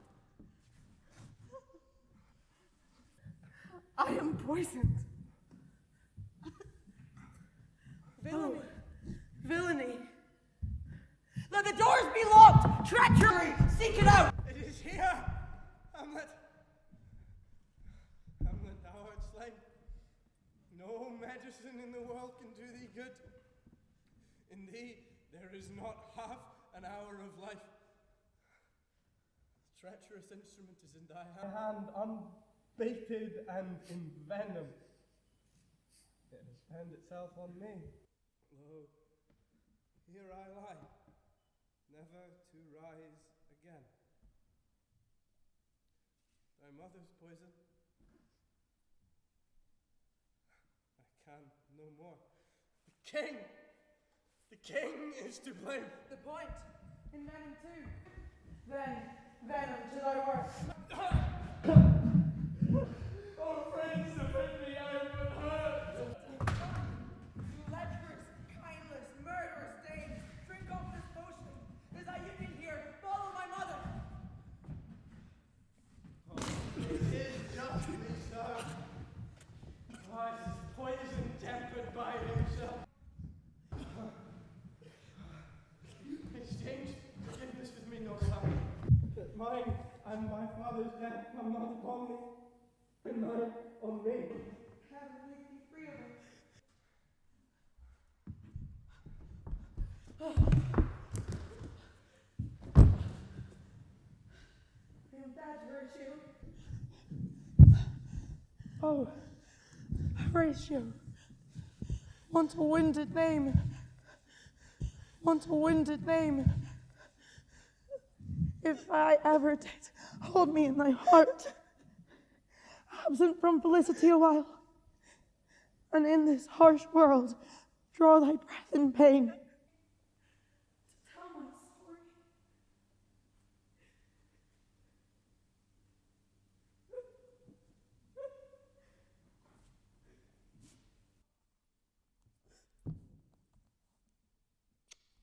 Good night, sweet prince.